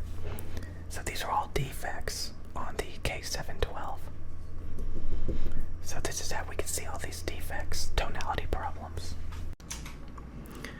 So these are the headphones that I recommend, the Biodynamic DT990 250 ohm. They have a very modern sound, very bright, clear, wide soundstage, warm and bassy. They are a little bit shrill out of the box until the pads get worn in a little bit. It takes a couple of months for them to completely smooth out. But once they do, they are extremely transparent. They actually have the smoothest response on the market with a extreme treble and bass extension. Extremely modern sounding. The Samsung Galaxy Buds Pros have the same exact response. Bright, clear, diffuse field level treble, as well as a wide soundstage and a nice warm bass. Nice, warm, impactful bass. These things are so perfectly tuned, it's incredible. So these are what I recommend. And of course, I recommend the Neumann TL103 microphones because they are very bright and clear and modern and transparent. So these things are the best on the market. We can see how smooth these headphones measure on the diffuse field headphone target with worn pads. These are the Biodynamic DT990s. They have a nice smooth bass boost, almost enough sub bass. A wide soundstage and a smooth, open, clear treble that extends all the way to 20 kilohertz. Very bright and wide and warm and bassy. This is the definition of V-shaped. V-shaped is like, so this is the definition of V-shaped. V-shaped, you see that? See? That's the definition of V-shaped. Warm and bassy, wide soundstage, bright and clear. Isn't that insane? So, you know, if we go to, so that's how they measure. That's how the Biodynamic DT990s with worn ear pads measure. Wide soundstage, open, clear, bright, articulate treble, shimmery, musical, sparkly, insane, and a nice smooth bass boost that extends all the way to 20 hertz exceptionally well. Nice boomy, rumbly sound with a wide soundstage and a bright, open, clear treble. That's the Biodynamic DT990s, and they came out a long time ago. And they are that modern, that well-tuned. This is the Samsung Galaxy Buds Pros on the diffuse field target. We can see the wide soundstage, the bright, open, clear treble, and the warm, bassy sound. It's incredible.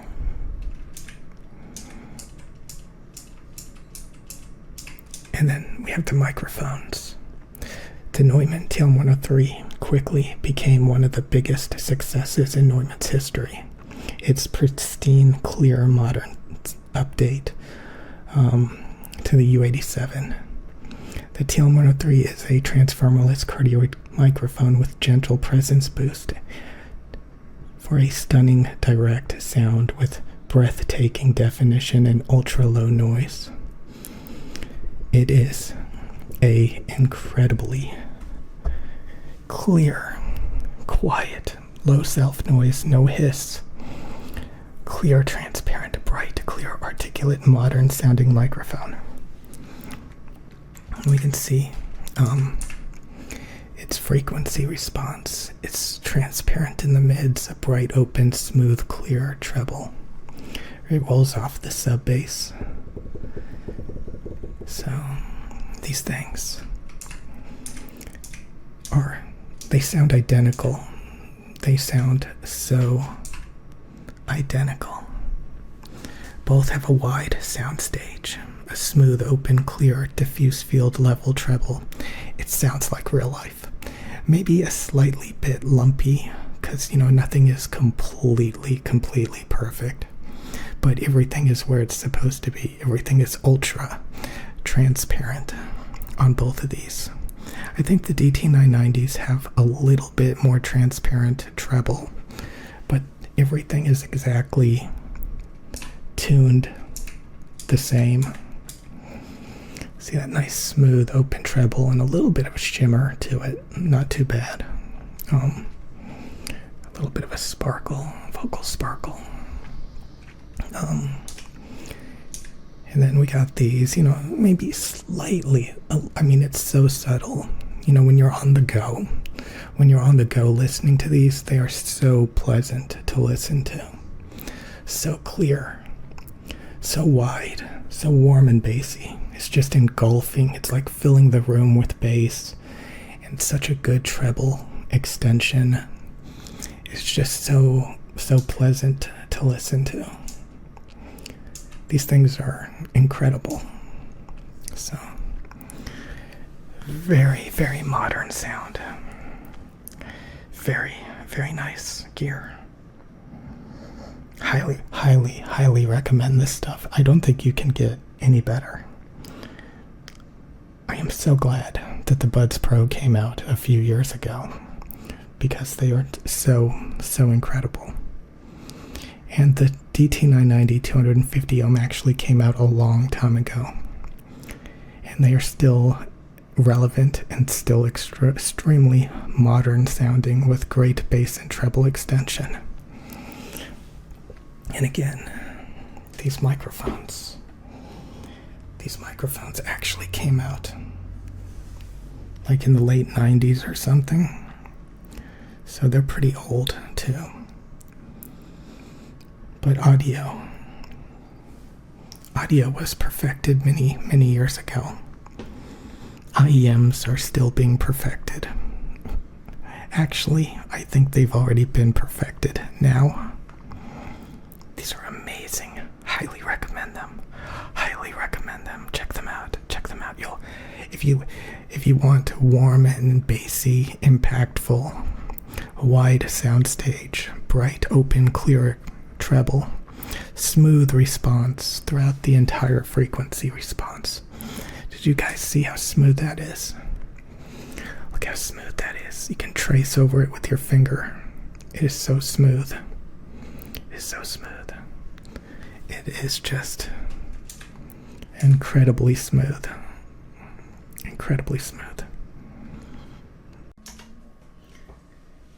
Okay.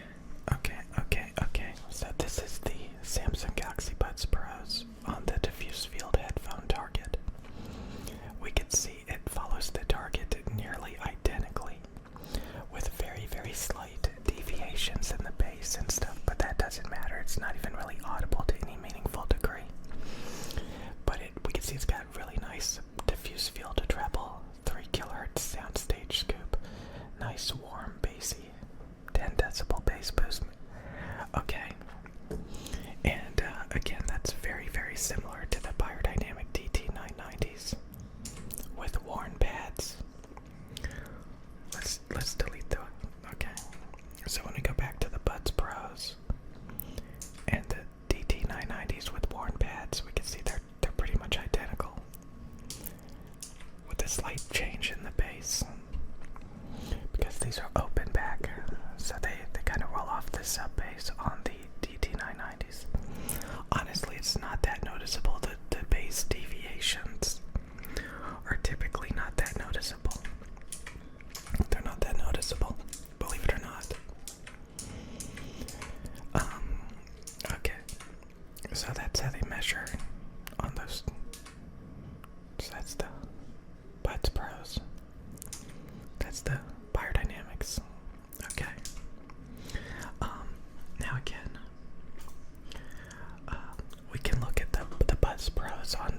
those websites and they have their own ways of measuring. I kind of want you to see the treble quality because that's what makes the Buds Pros so amazing. Most IEMs and headphones have really poor treble quality, but we can see the treble quality is excellent. It has great treble. It's very accurate. For example, let's just look at some other Samsung Galaxy Buds like the Buds 2.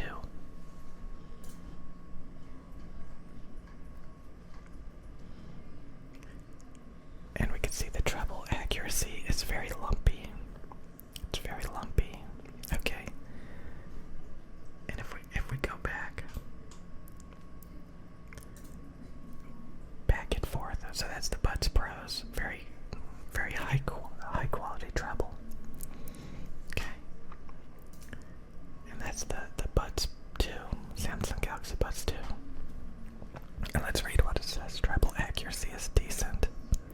The low treble is underemphasized, so vocals and lead instruments are veiled. However, the mid treble is slightly overemphasized. Okay. So it's very lumpy. Okay. And that's the problem. And then over here, it's very intact and transparent. Samsung Galaxy Pros have great treble accuracy. The low treble is very flat and neutral, so vocals and lead instruments are present and detailed. Okay. Now let's look at the Galaxy Buds Live. These are known for having like a really messed up response. And we could see yet again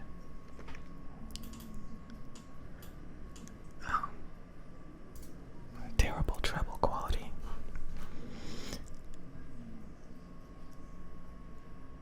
Okay.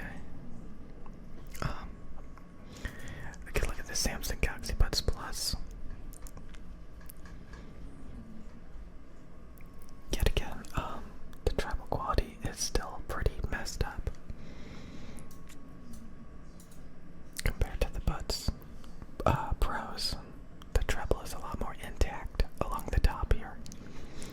It's got much better treble extension than that. Okay.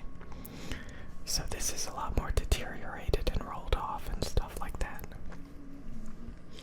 So, what makes this so amazing is you can look up just about any headphone on the market, and they will not look like this. They will look wildly different. Okay, like the 560S that some people recommend. We can see it looks wildly different. It doesn't have enough bass. It's got this weird 5.5K peak out. It rolls off all the highs. Okay. Nothing will look as good. You know, if we look at like some other IEMs, like Moondrop Kato.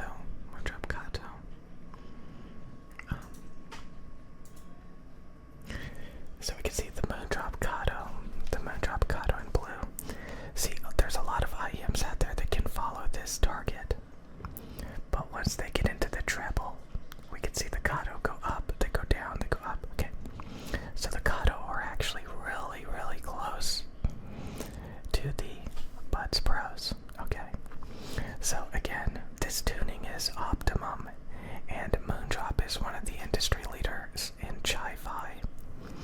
And we can see just how close they are. It's just a little bit of deviations in the highs. So the Buds Pros, the Samsung Galaxy Buds Pros, they're wireless. They're amazing. Okay. They have better treble quality, better tonality than every other Samsung earbud. And they match the Biodynamic DT990 250 ohms. These literally sound the same. They sound optimum. These are the best headphones and IEMs on the market.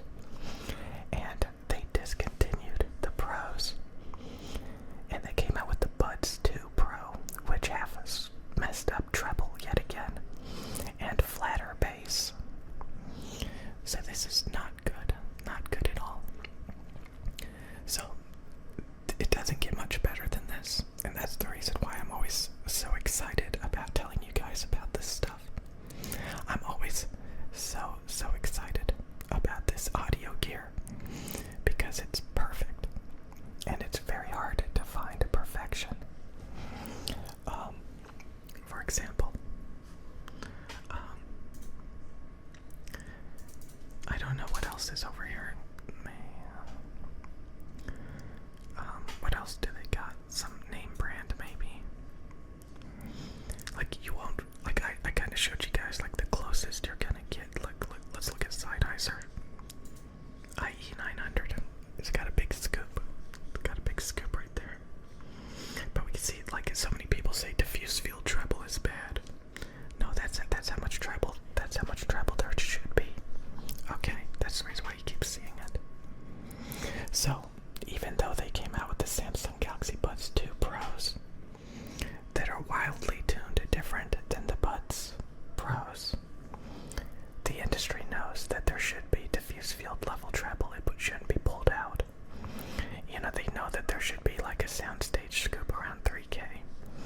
And they know that a 10 decibel bass boost is imperative. So people who say that those three things are not the best, they don't know what they're talking about.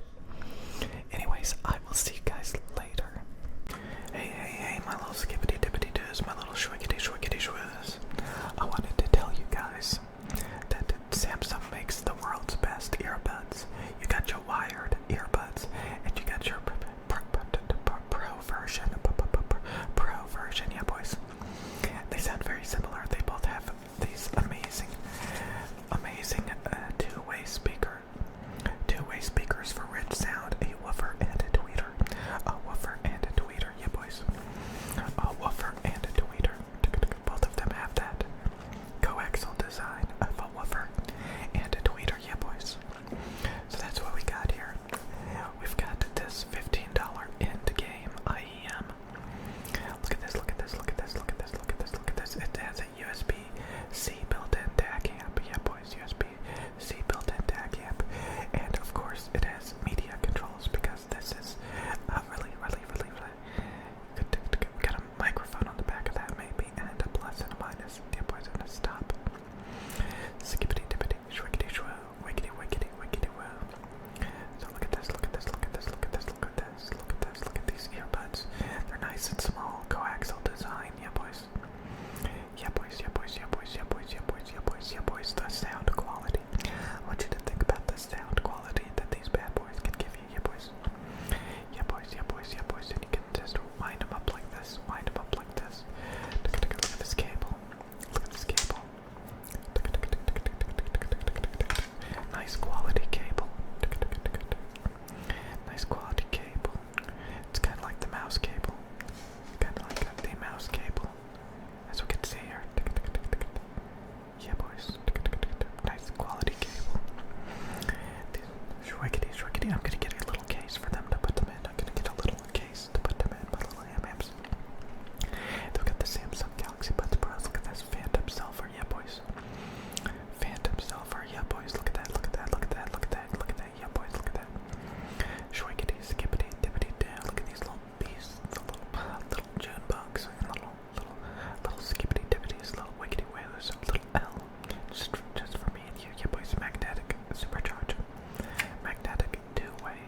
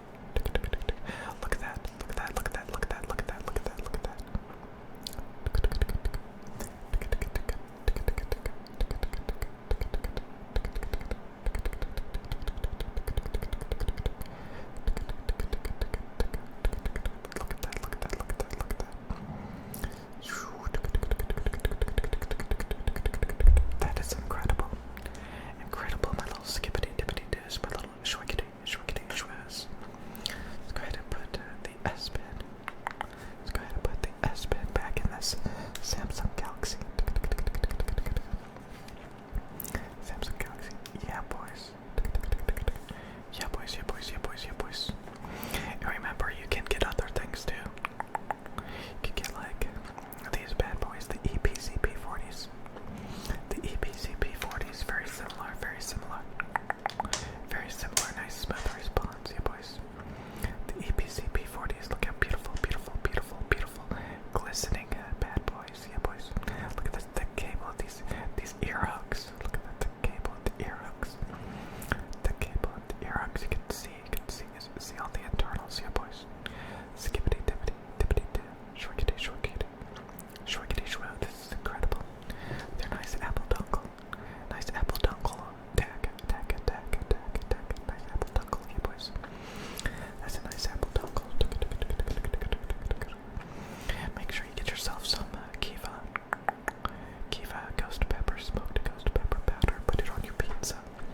Put it on your pizza. Skippity dippity doo. Shorkity shwoo.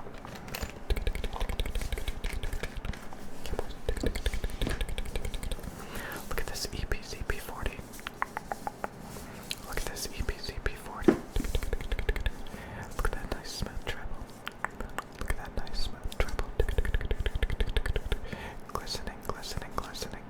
Yeah, boys, yeah, boys, yeah, boys. Ultra smooth, ultra transparent.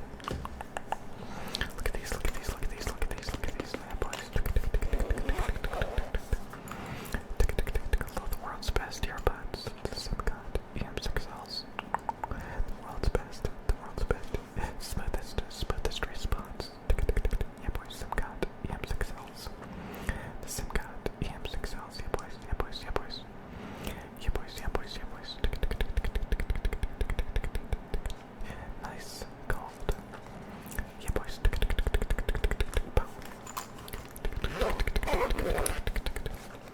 Yeah, boys. Look at that, look at that, look at that, look at that treble. Look at that, look at that, look at that treble. Nice and smooth, yeah, boys. Look at this. Look at these drivers, yeah, boys. Get in there. Get in there, my little skippity. Some of the best audio gear on the market, on the market, on the market, on the market, on the market. Yeah, here comes Sammy the Kissing Turtle. Here comes Sammy the Kissing Turtle. He loves you. He loves you, Sammy the Kissing Turtle. He said, mwah, mwah. I love you. And I hope you have a great day. And I hope you have the best audio in the world. With the Samsung Galaxy Buds Pros. The Samsung Galaxy Buds Pros, they love you. Yeah, boys. I got like these $15 wired USB-Cs. Sammy the Kissing Turtle. That's a great job, Sammy. Yeah, boys. Good job, Sammy the Kissing Turtle. See you guys later, alligators. See you guys later, alligators. After we look at the audio. The audio updates. Look at these bad boys. Look at these bad boys, yeah, boys. The audio updates, yeah, boys. Look at these bad boys. The audio hypotuz. The audio hypotuz.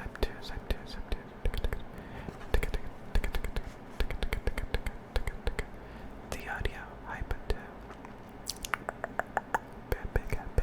Big boys, big cables. Big cables for big boys. Big cables for big boys. The audio.